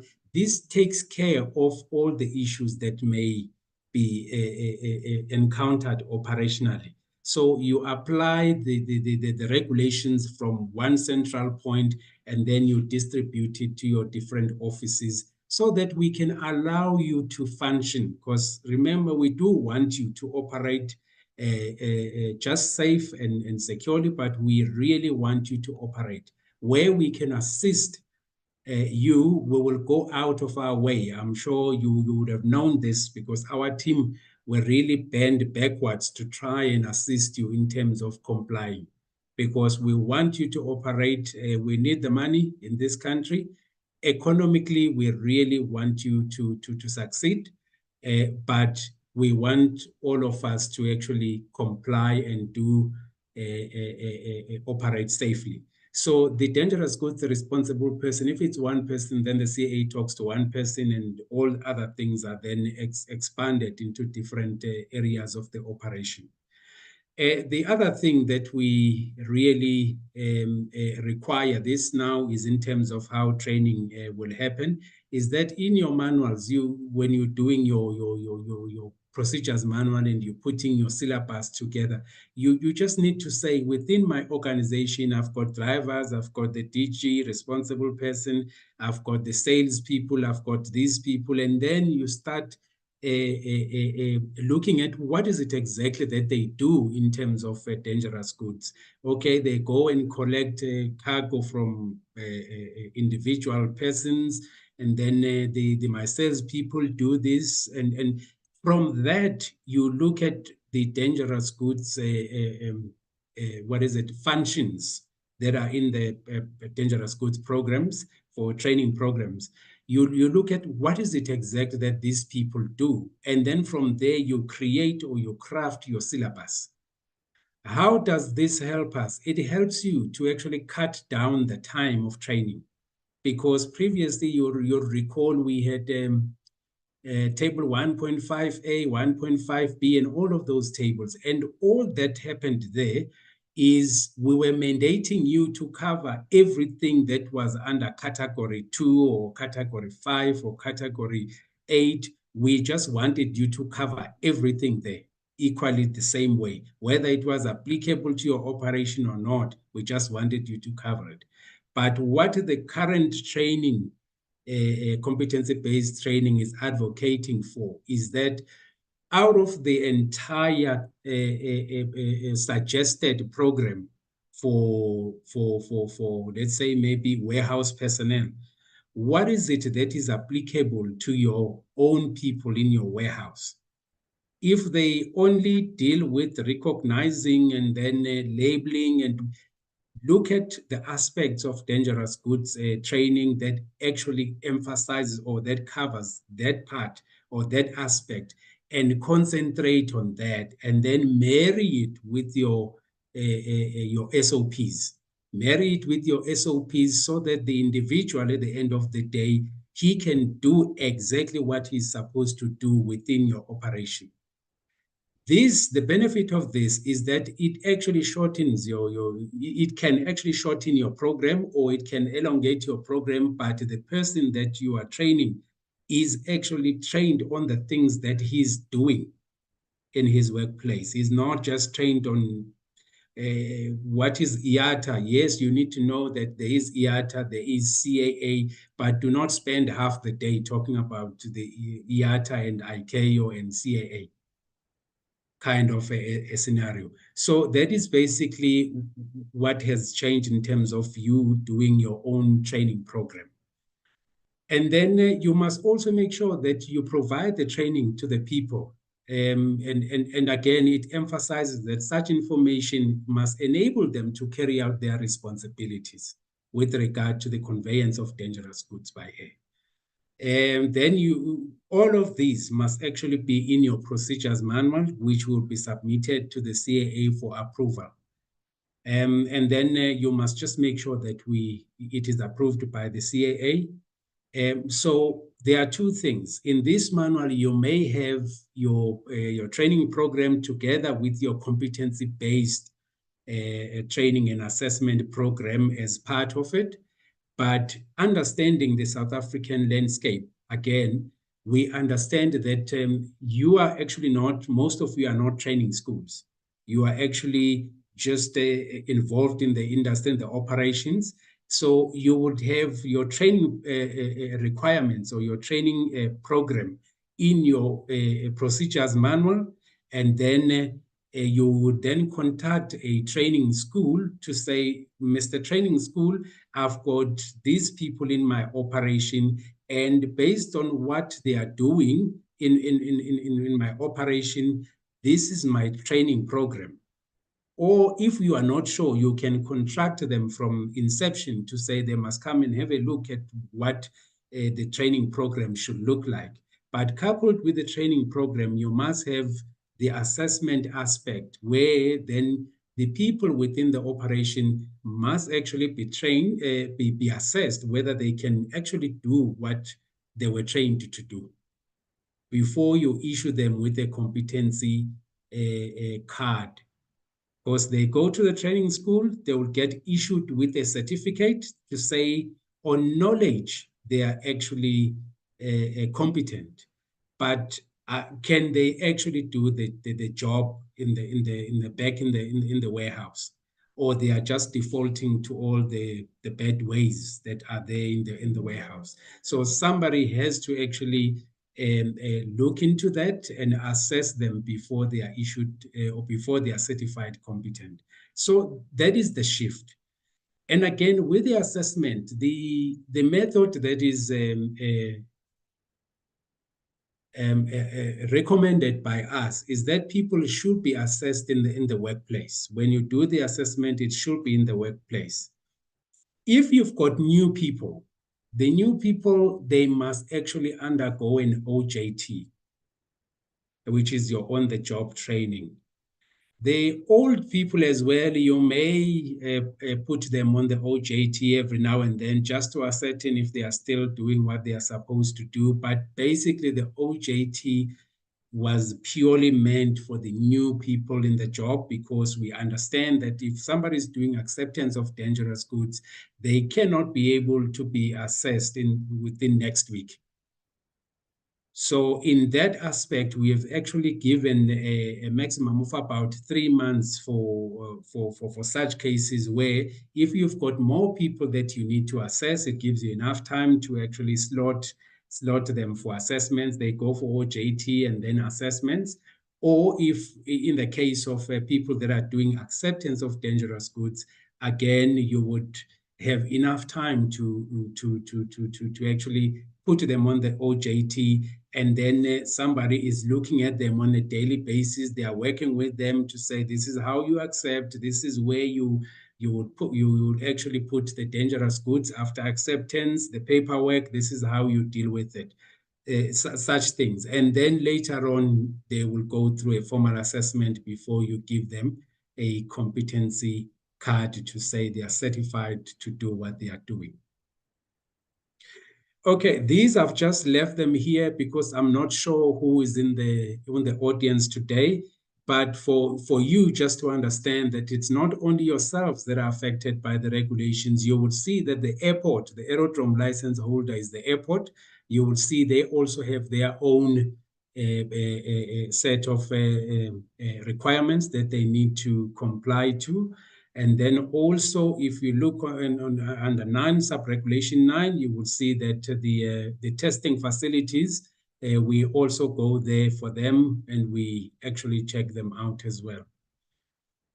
And then packing organizations, I'm not sure how many are here, but again, here we've made quite a considerable strides in making sure that we know who our packers are, who are packing dangerous goods.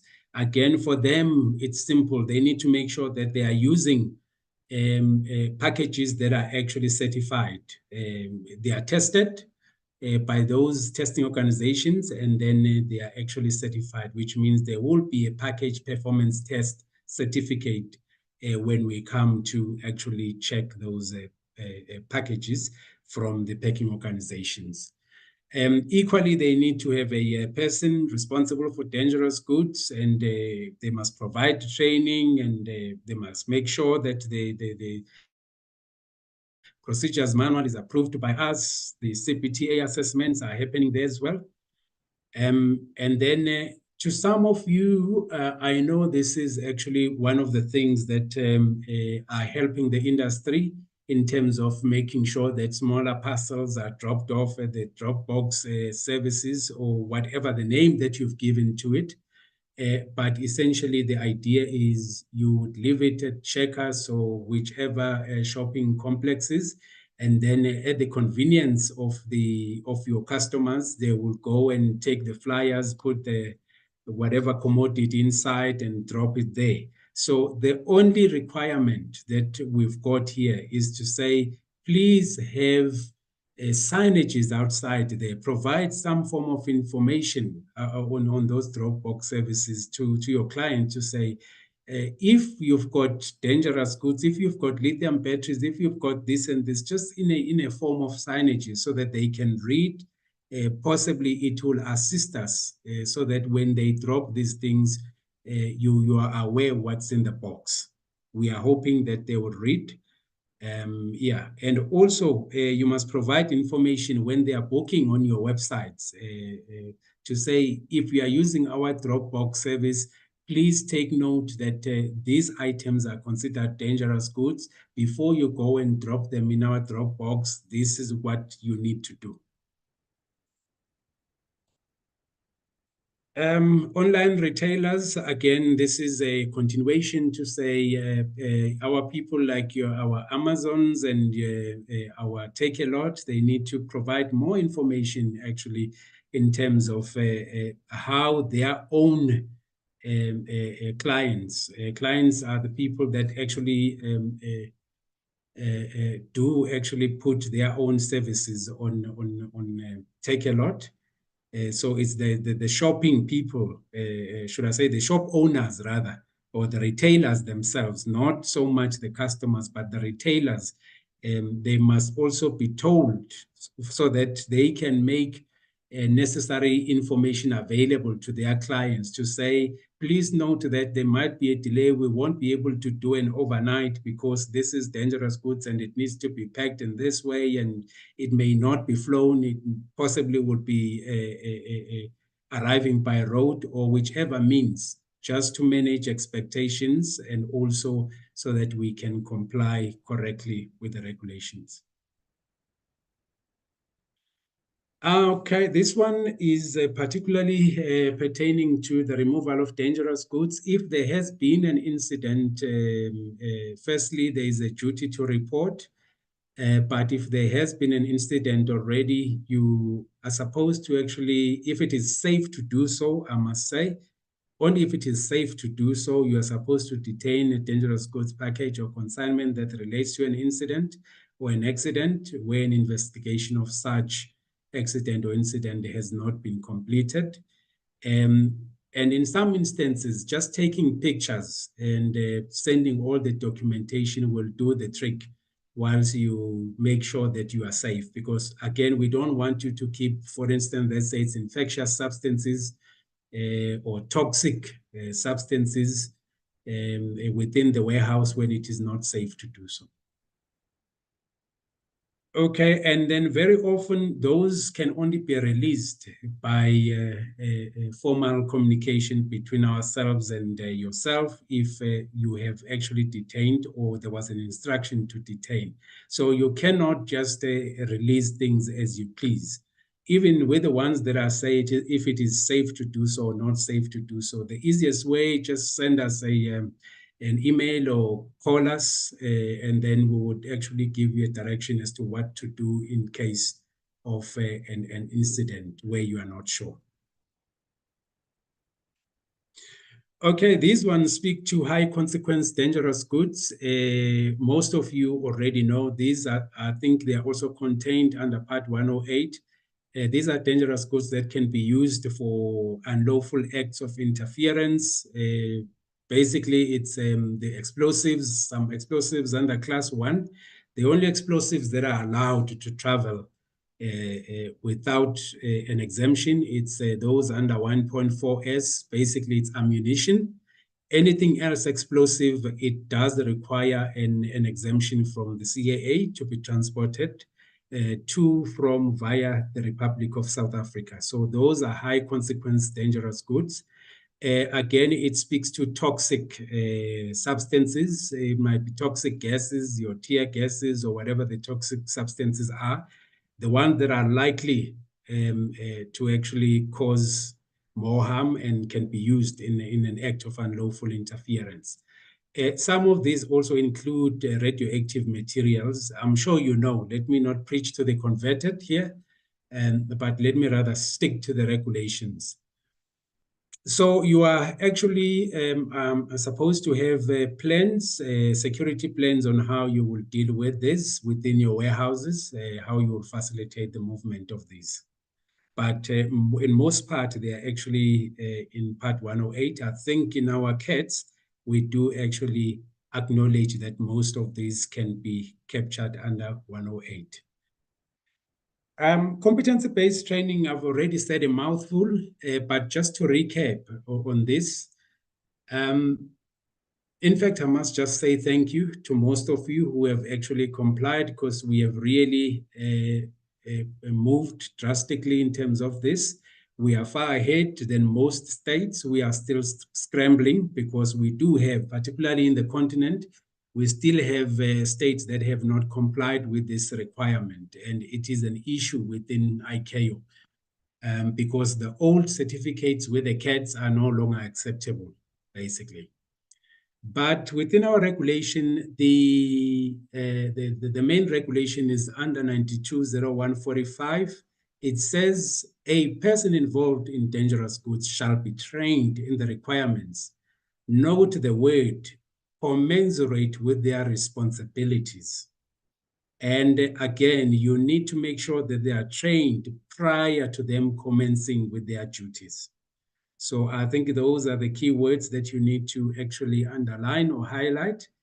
And then in terms of the training program, I think I've said a mouthful. All you need to do is, when establishing a training program, is look at who are the people that you've got in your employ and what is it exactly that they are doing, and then look at what is covered under dangerous goods for that particular aspect, and make sure that it is tailor-made to what they are doing.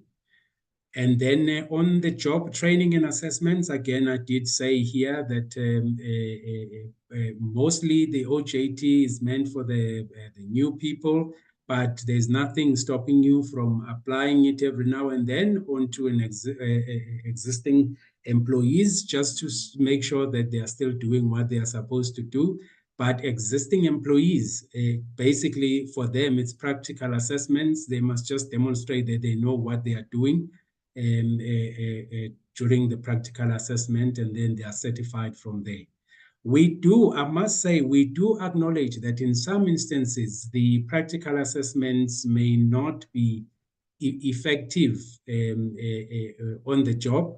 So again, we urge you to do simulations. But those simulations, we still advocate that they are being done on the job.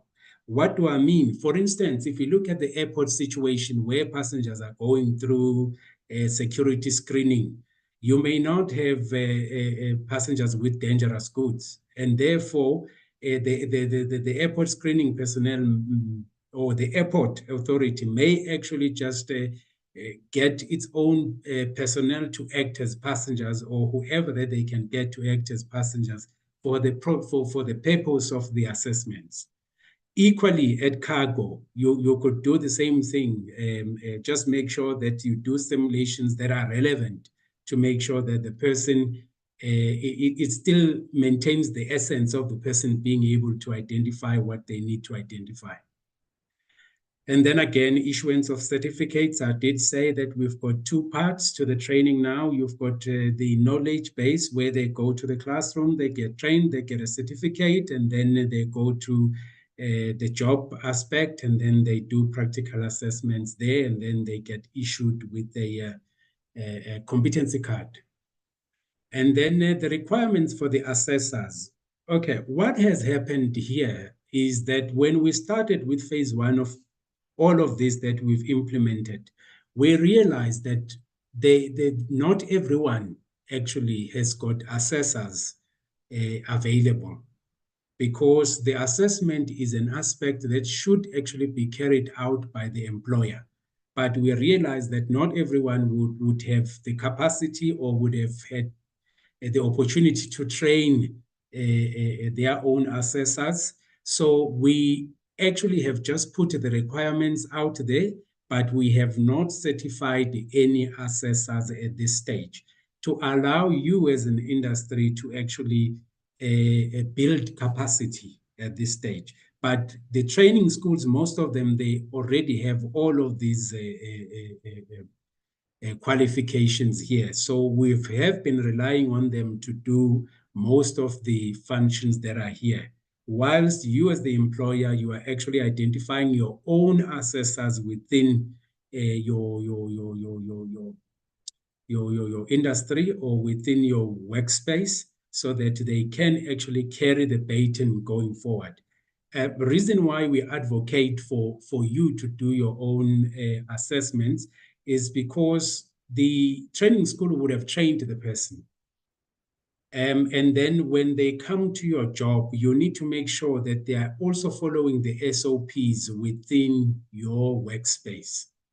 Because the biggest thing with ICAO was to say, it would seem like the training for dangerous goods is actually not talking to the operation itself.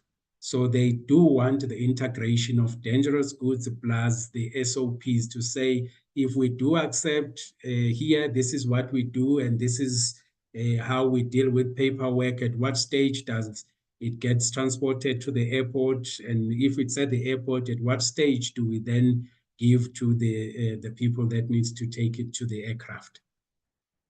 Issuance of competency cards. Again, there's been a change here. The training schools previously were mandated to be the ones issuing competency cards. But with the new regulations, because the expectation is that the assessor should be actually the employee, or should be the employer rather. So there is an expectation that the employer would actually be the one issuing the competency card, because you've assessed this person in line with your SOPs and what is required for them to do. And then you would say, okay, so and so is now okay. Then you issue the competency card. Again, these we have seen that they are being more and more conducted by the training schools. We have no issue with that, except for that you need to then have a service level agreements between the two of you to say this is what the training school will do, and then this is what the employer will do, so that we as the CAA, when we get there, we are able to see who's doing what. Just for your benefit, again, I've just, the slides will be shared, obviously. Again, I've just given you this to actually a recap on how the groupings have been done now. For those of you that are actually from training schools, what we are advocating for is when you issue your certificates, do not just issue Group A. Yes, do say Group A, but then specify if it's acceptance personnel or if it is instructors or moderators that you are issuing this for, just so that it gives the context to whoever that's looking at the certificate. And then again, as a reminder, nothing has changed in terms of the initial dangerous goods and also the recurrent, which needs to be done within 24 months. Nothing has changed in that space. Then the common frequently asked question, then which of the two things drives validity of the certificate of dangerous goods? We will always look at your certificate. Your certificate is what actually drives the validity. Because we understand that the signing off for the competency can be 2 weeks, can be 3 weeks later after you've gotten your initial certificate of knowledge base. But we'll use your knowledge base as your validity point, so that your recurrent training will always be within 24 months. And then this is basically saying, please note that we have covered most of the things in this presentation, but it's not everything. Please note that for more detailed information on how to apply dangerous goods, you can look at the technical instructions, but we know that you are using the IATA DGR. In fact, you can go and check your IATA DGR for how to do the technical stuff in your operations. Again, I'm reminding you that we do have technical guidance material in terms of how to do your CPTA, in terms of how to do your procedures manuals and all of those things. And then lastly, okay, it's the training program CPTA, training methodology. If you need assistance on this, the CAA is available to guide you. And we also have some people in the industry who have actually gone ahead, steps ahead to try and assist the industry in case where you think the technical guidance material from the CAA might not actually be sufficient to assist you. And then the two manuals that are required, I know that at CARCOM, there's still a little bit of an issue that we are trying to resolve, but it's not going to change anything much, in my opinion. The two manuals are there. If you are fair with the technical instructions, it is the legal instrument to be used. But we have allowed the usage of the IATA DGR, hence most of you guys are affiliated with IATA. So we've taken that into consideration. You can use your IATA regulations manual to do what you do in order to comply. Having said that, our main concern is that we make it easier for you to comply with the regulation so that we promote safety and security within our industry. If there is anything else that you'd like to chat to us about, or you'd like to report any incidents of dangerous goods, there is the email address. And thank you very much. I would like to stop right here. Thank you so much, Becky. This was a great presentation. Clearly, knowledge is important, but doing the job right is just as important. And clearly, you guys are doing the right job here, making sure that our aircraft and cargo are safe. So thank you very much for this, Becky. Let me not waste people's time. I think let's take a very short, just a 5-minute break, and then we'll have the questions and answer session. So a quick break, grab a cup of coffee, and I'll see you back in 5 minutes' time. Thank you very much to the presenters this far. Thank you.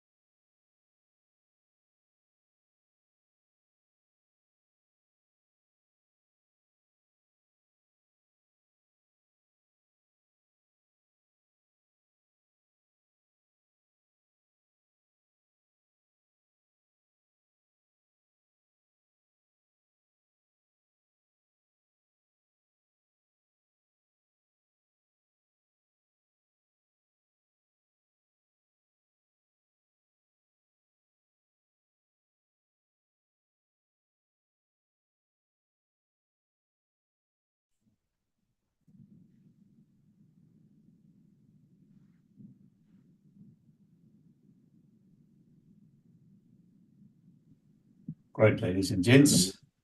There's our program. We had great presentations, taken a comfort break, and now you can see we now with our questions and answer session. Can we kindly request our panelists to unmute themselves and switch on their cameras so they can bring them into the panel? Thank you very much.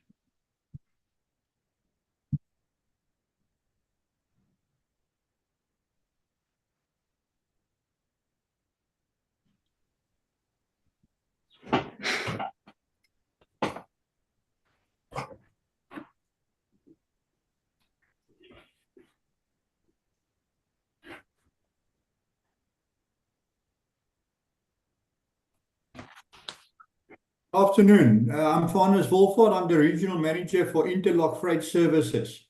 I have a question for Becky that was raised by the retail operators. Who will be training the retail side of it? Who will be training Takealot and those guys? Okay, at this stage, actually, it's not so much of the training, but it's the CAA engaging with them and to actually alert them that they need to provide information on their website. Okay, so you will create an awareness for them so that they can provide the information. Correct, yes. Okay, perfect. Thank you. That's all I needed to know. Thank you, Farnes. Thank you, Becky. Ladies and gents, you're welcome to unmute yourselves once recognized. You can then ask your question. And then we can, sorry, I'm just trying to figure out what's happening here.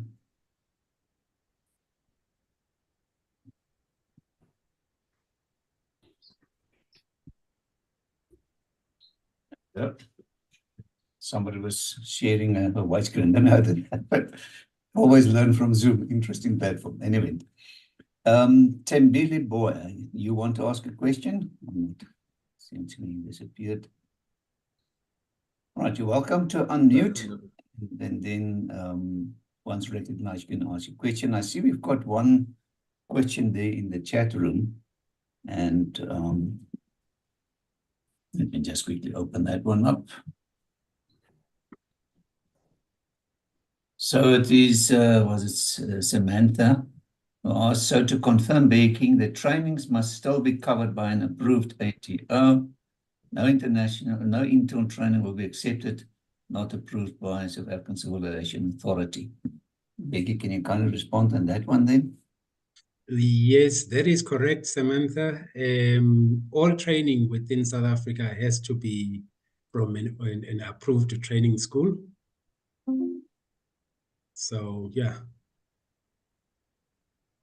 Thank you very much, Becky. In fact, maybe if, with your permission again, Chair, if I may continue to expand on that, you can have a training that is internal, but whether it is internal, because I know that some organizations, for instance, your DHLs and your FedEx and the likes, they do have their own training schools that are approved by us. So, but they are specific to them.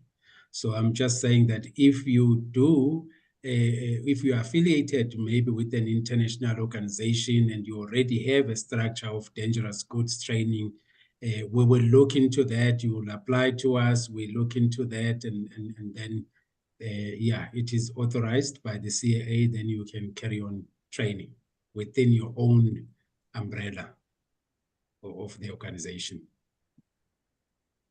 Thank you, Becky. While we're waiting for people to, come forward with their questions, I've also got the concern, this lithium-ion batteries, of all these new devices and stuff we see nowadays, radio control toys and your phones, and for example, the Transport Forum, when we travel to do an events in Cape Town or Durban or wherever, you need to take cameras along, and these cameras also use lithium-ion batteries and stuff. And that's really to understand, the level of danger this entails, and what are you allowed and not allowed to do and take on board of an aircraft. but the Civil Aviation Authority, I've read the regulations. There's certain regulations in terms of the size and the weight and so on, if I can remember correctly, of the lithium-ion batteries. But you know, if you've got in your bag, you take in the cabin, you've got the power bank, you've got your cell phone, you've got, you know, how many lithium-ion batteries you've got with you. What is actually allowed? How dangerous is it? Okay, would you like me to take that, Chair? Thank you, Becky. Okay. Firstly, we do have tables that are used by the people at the airport. I'm assuming that you're talking about things that you're taking with you personally on board the aircraft and also as checked baggage. Yes. Is that the correct assumption? Correct. Okay, yeah. The two things, just to break it down, we do have a table. In fact, there are two tables. If you are using the ICAO TI, it's table 8-1. If you are using the IATA DGR, then it's table 2.3A, the famous table 2.3A. I must also caution that when you are using the table 2.3A, just make sure that the airline is using the same. Because remember, airlines are not forced to actually take dangerous goods, and they may have stricter measures imposed by them based on whatever risk assessments that they may have conducted. But those are the two guiding documents. In fact, the other can be used in place of the other. Very often in the industry, it's the table 2.38 that is used. So what are the limitations? When you are taking things on board, you are limited to about 100 at maximum 160 watt hours of battery on each device. The device should not exceed 160 watt hours for it to be taken on board the aircraft. Now, having said that again, please note that your power banks and your batteries, spare batteries, you are not allowed to put that into your checked baggage. If you've got such batteries, they must be with you on board the aircraft. We really appeal. But with other devices that contain lithium batteries, the devices can be in your checked baggage, but not batteries alone, not spare batteries. So those are, in a nutshell, regulatory requirements. And again, your table 2.3 will tell you in terms of spares, how many spares are required and all of that. And these also apply to things like your hoverboards. I know we had an issue with hoverboards because most of them, they tend to exceed the 160 wattages. So be careful when you are accepting those or when you putting those into your bags as part of your checked baggage. Rather, you just send it as cargo to avoid disappointment. There's also issues around your e-bikes, these small little bikes that some people would like to take them as part of checked baggage. Please don't do that. If you are using an electronic bag, there's these fancy bags nowadays where they've got, they serve as a charger and they've got Wi-Fi and they've got, you can literally track your bags. They've got a tracking device also. You can literally track your bag with it.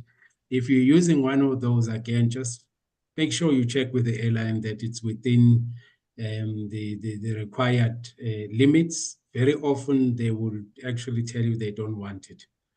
So it is important that we look into those limits, but essentially for your video equipment or your cameras, the most important thing is just to make sure that you are within the correct wattages in terms of the equipment. Thank you, because you talk about 160 watt hours. Is that in total or per battery? How many? Battery. A battery. So I can have 3 160 watt hours batteries in my luggage or on a cabin.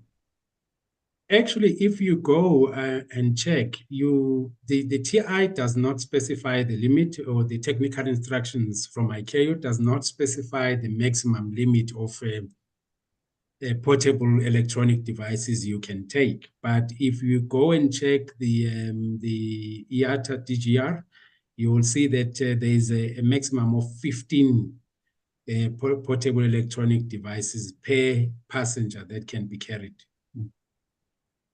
So you can have your laptop, you can have your video equipment, your cameras, your iPads, and whatever else with you, as long as it does not, each device does not exceed the correct wattages, it is allowed to be carried. Yeah, thank you. I think that's very important for the general public to know, that people are not aware of this regulations. So I think we must make effort also to share this into the general public. Thank you, Becky. I can't believe the people are so quiet today, guys. You haven't got questions. Amanda, maybe you could. Maybe I scared everybody off. I don't know. You might have, eh? Amanda, can't you instigate something there, a question to this gentleman? Let's see who is still online. We still have quite a few people online. I think they're taking everything in. I think there was a lot shared, and I think Becky's presentation on going deeper into dangerous goods was quite interesting, because I don't think when the general public hears the word dangerous, they assume it has to be something that is radioactive or really dangerous. I don't think the general public considers cell phones or laptops in that category, and I think that kind of shed light onto that. So I think everyone has a lot to go and look into.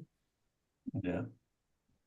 Yeah, if I may also just say, please talk to us, because the problem that we sit with is we come to these engagements and we do speak about regulations, but remember, you are the implementers at the end of the day, and the inspectors will be coming to check for implementation.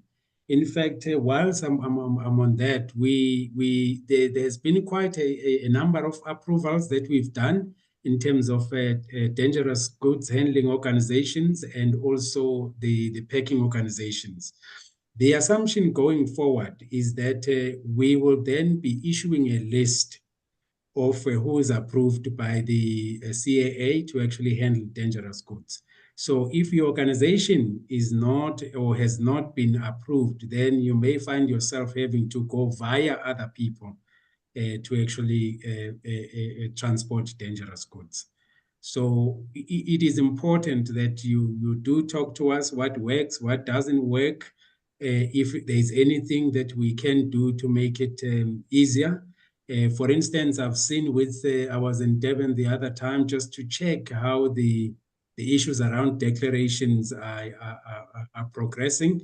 And what was very interesting for me, we had two scenarios there where there is a need for particularly those organizations that are based at the airport to actually have a sort of like a declaration pre-made already for walk-in clients to say, do you have dangerous goods in this? And then they can just say, no, I don't have dangerous goods. Then they can sign something there and there.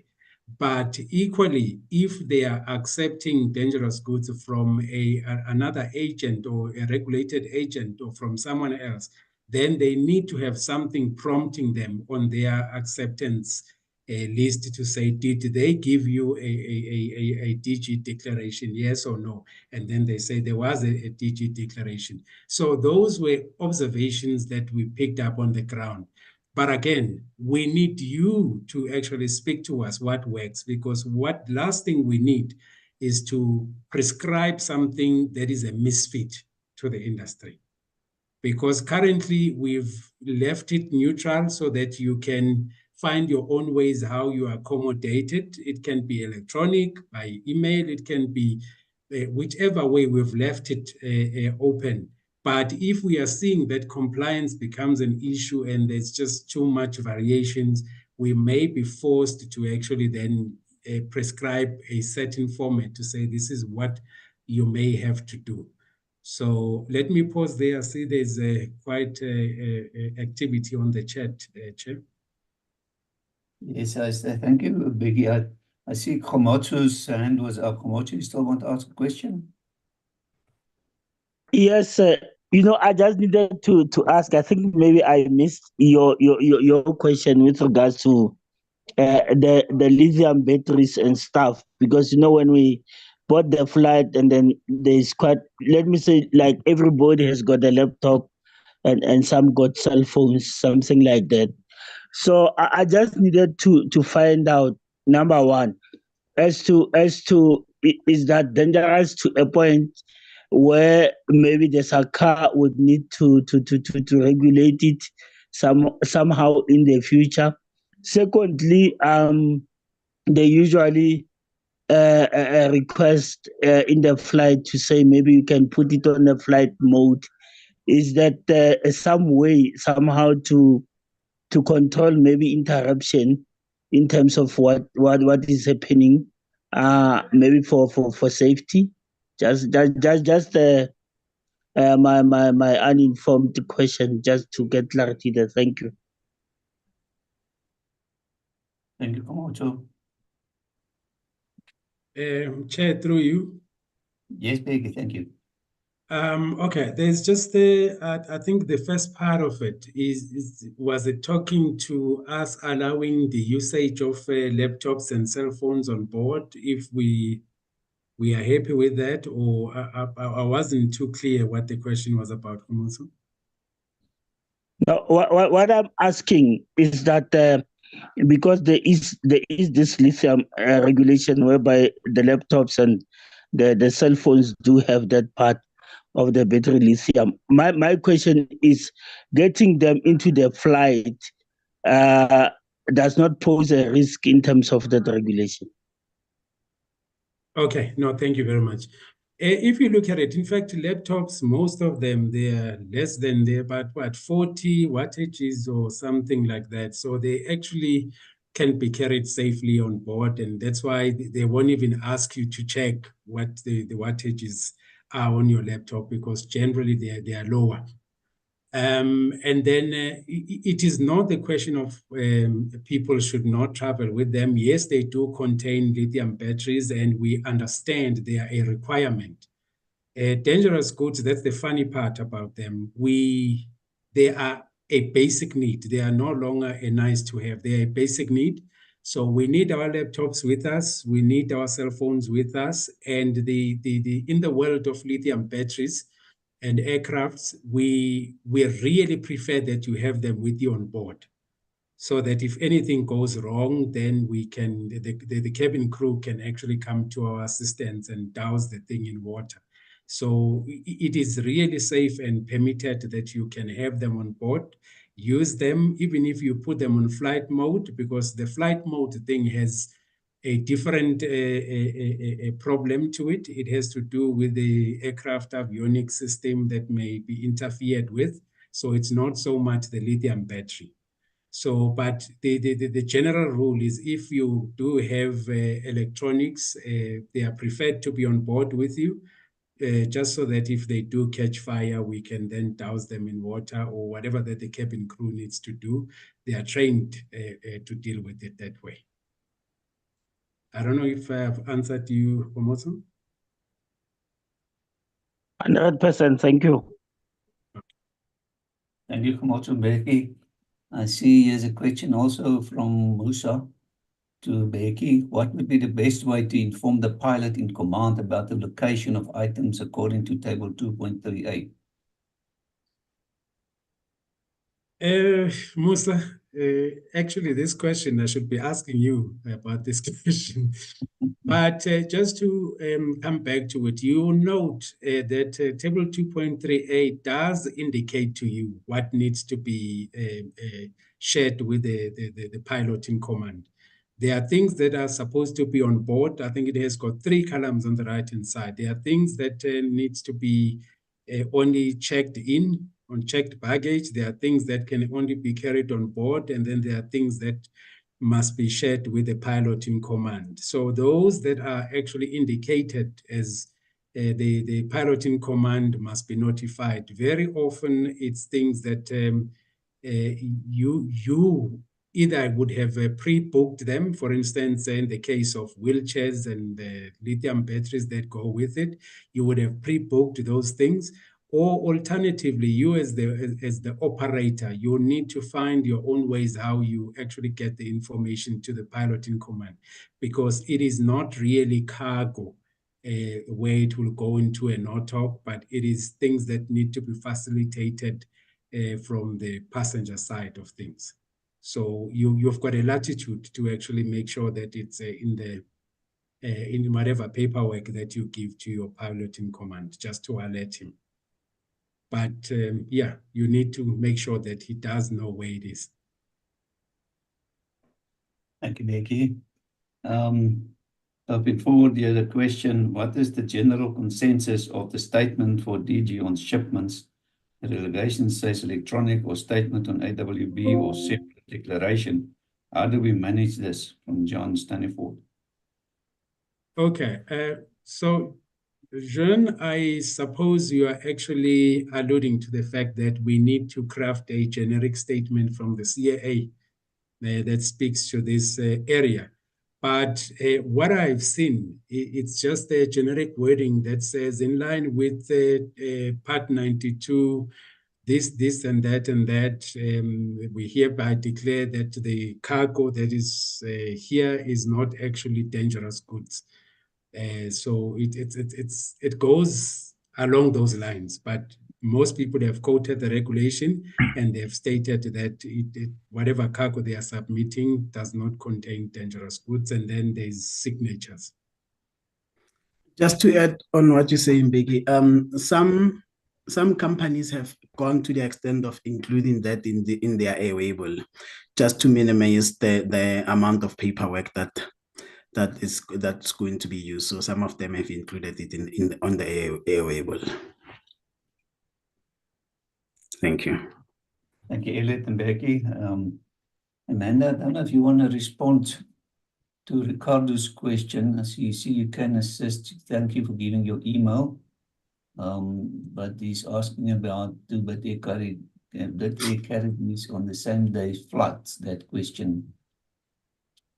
Thank you, Harry. So short answer, yes, we do. Obviously within the limits of the regulation. So hence me leaving my email address, because it would depend on the customer's actual requirement on what they want to send, the quantity thereof. But short answer, yes, we are able to accommodate on both our same-day flights as well as our overnight network. Thank you, Amanda. Thank you.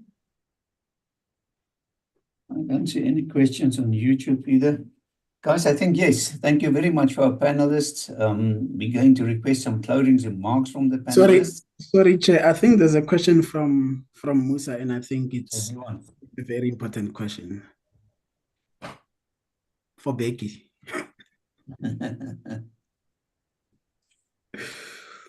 We're on the spot today, Becky. Yeah.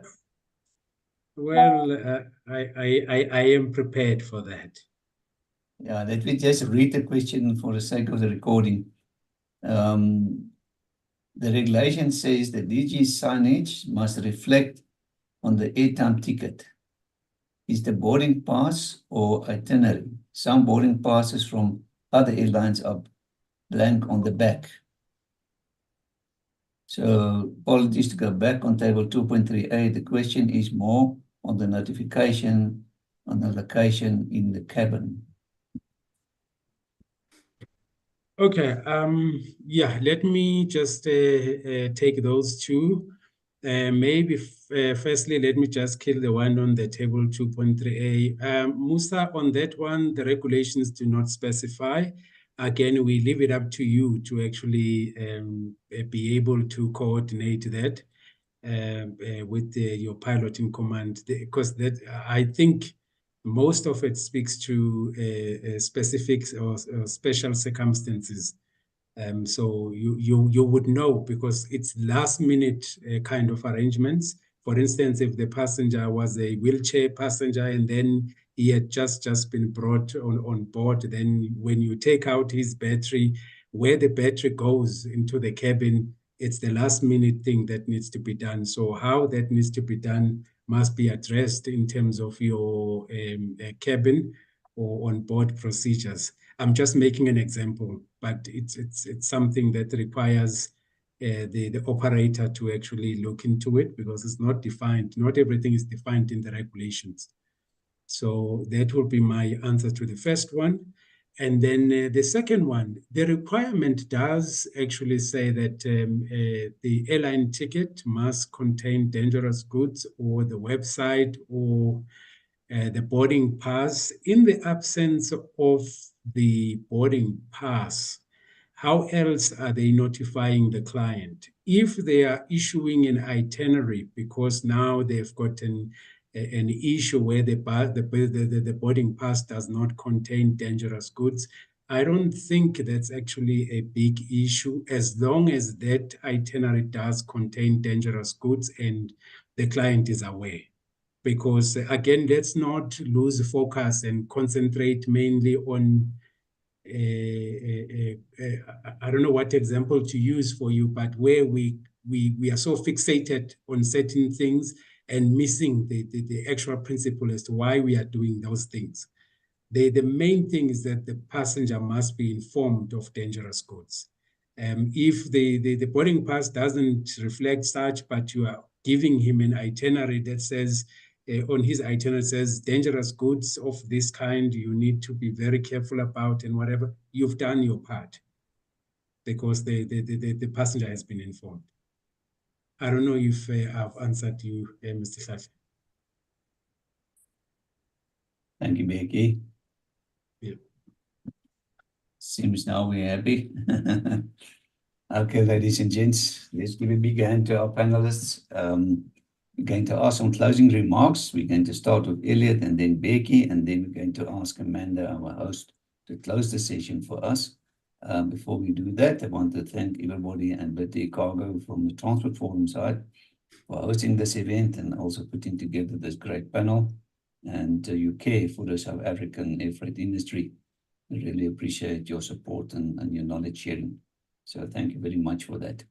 So let's have Elliot, then Becky, and Amanda, if you can then kindly close the session for us. Thank you, Elliot. Thank you, Chair. And again, thank you to the sponsors. Thank you to BidAir Cargo for doing this. And Mr. Ngiba, thank you for coming. I think the industry is very blessed to have you heading the DG section at the CAA, and to always being available for us to assist us and guide us. So we appreciate it. To the industry, thank you for coming.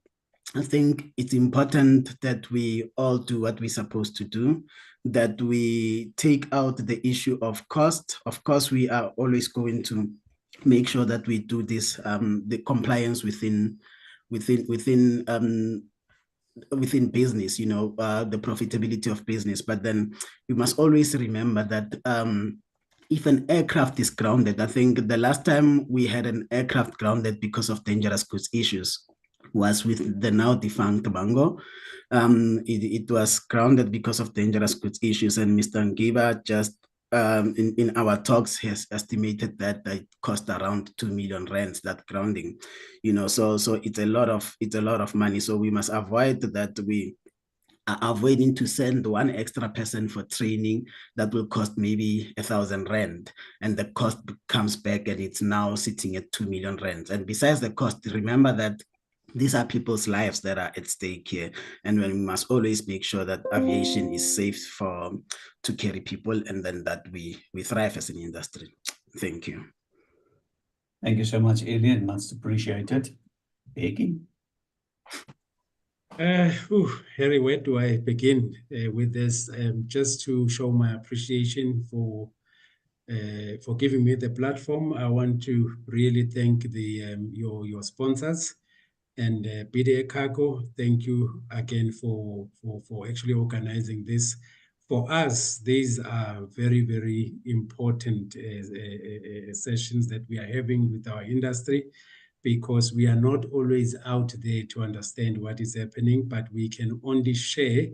And when we have these platforms, we are able to actually give the correct interpretation of what those regulations were meant to be or were meant to do, so that there is no ambiguity or confusion as to what needs to be done.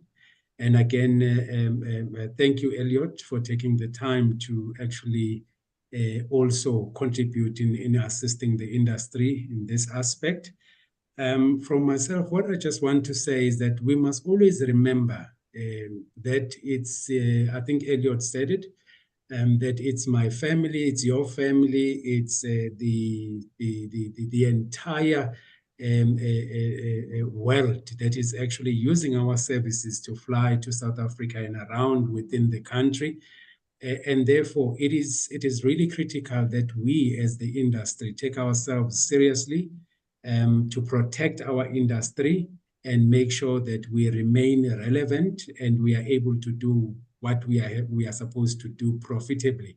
Because if there has to be an incident or an accident that involves all other nationalities of the world, because we were careless, you can be rest assured that things might change drastically for South Africa.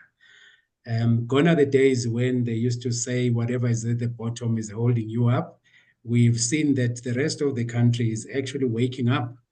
And you will see Ethiopian Airlines, you will see some flights going to Namibia. So everybody is actually buckling up and trying to take this, the slice of the pie that we enjoyed for so long. So it is important for us not to rest on yesterday's successes, but we need to strengthen our efforts in showing the international world that we are actually formidable in what we do. And then I think, having said that, I also want to just say we will be having a dangerous goods and cargo forum. It's supposed to be in July, but July is too close, so it's going to be in August. This is going to be a physical event. We will communicate the date as soon as we have organized with our communications department. So please, I'm actually extending again the invitation to say, come and chat to us live. So physically, so that we can touch base on the pain points where you are struggling and see how we can assist. On that note, I want to say thank you. Thank you so much, Becky. Amanda. Thank you, Becky. Just to add on to what Becky says, and I would really encourage everyone to join the CIA in this.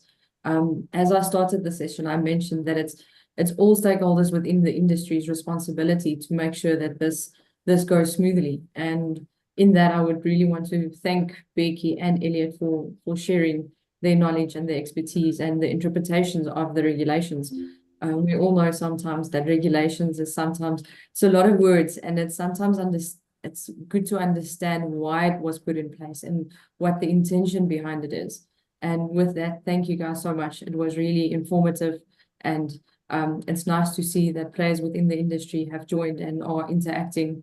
And I think the more awareness we can create on this, the smoother we can work together towards transporting dangerous goods in a safe environment. Just in closing, thank you to everyone that has taken the time to join us today. Harry, for you, as always, thank you so much for emceeing the event. And then just in closing, lastly, Becky, Elliot, thank you very much. We'll definitely stay in touch. And that's all from our side. Thank you, everyone. Thank you. Thank you. Thank you.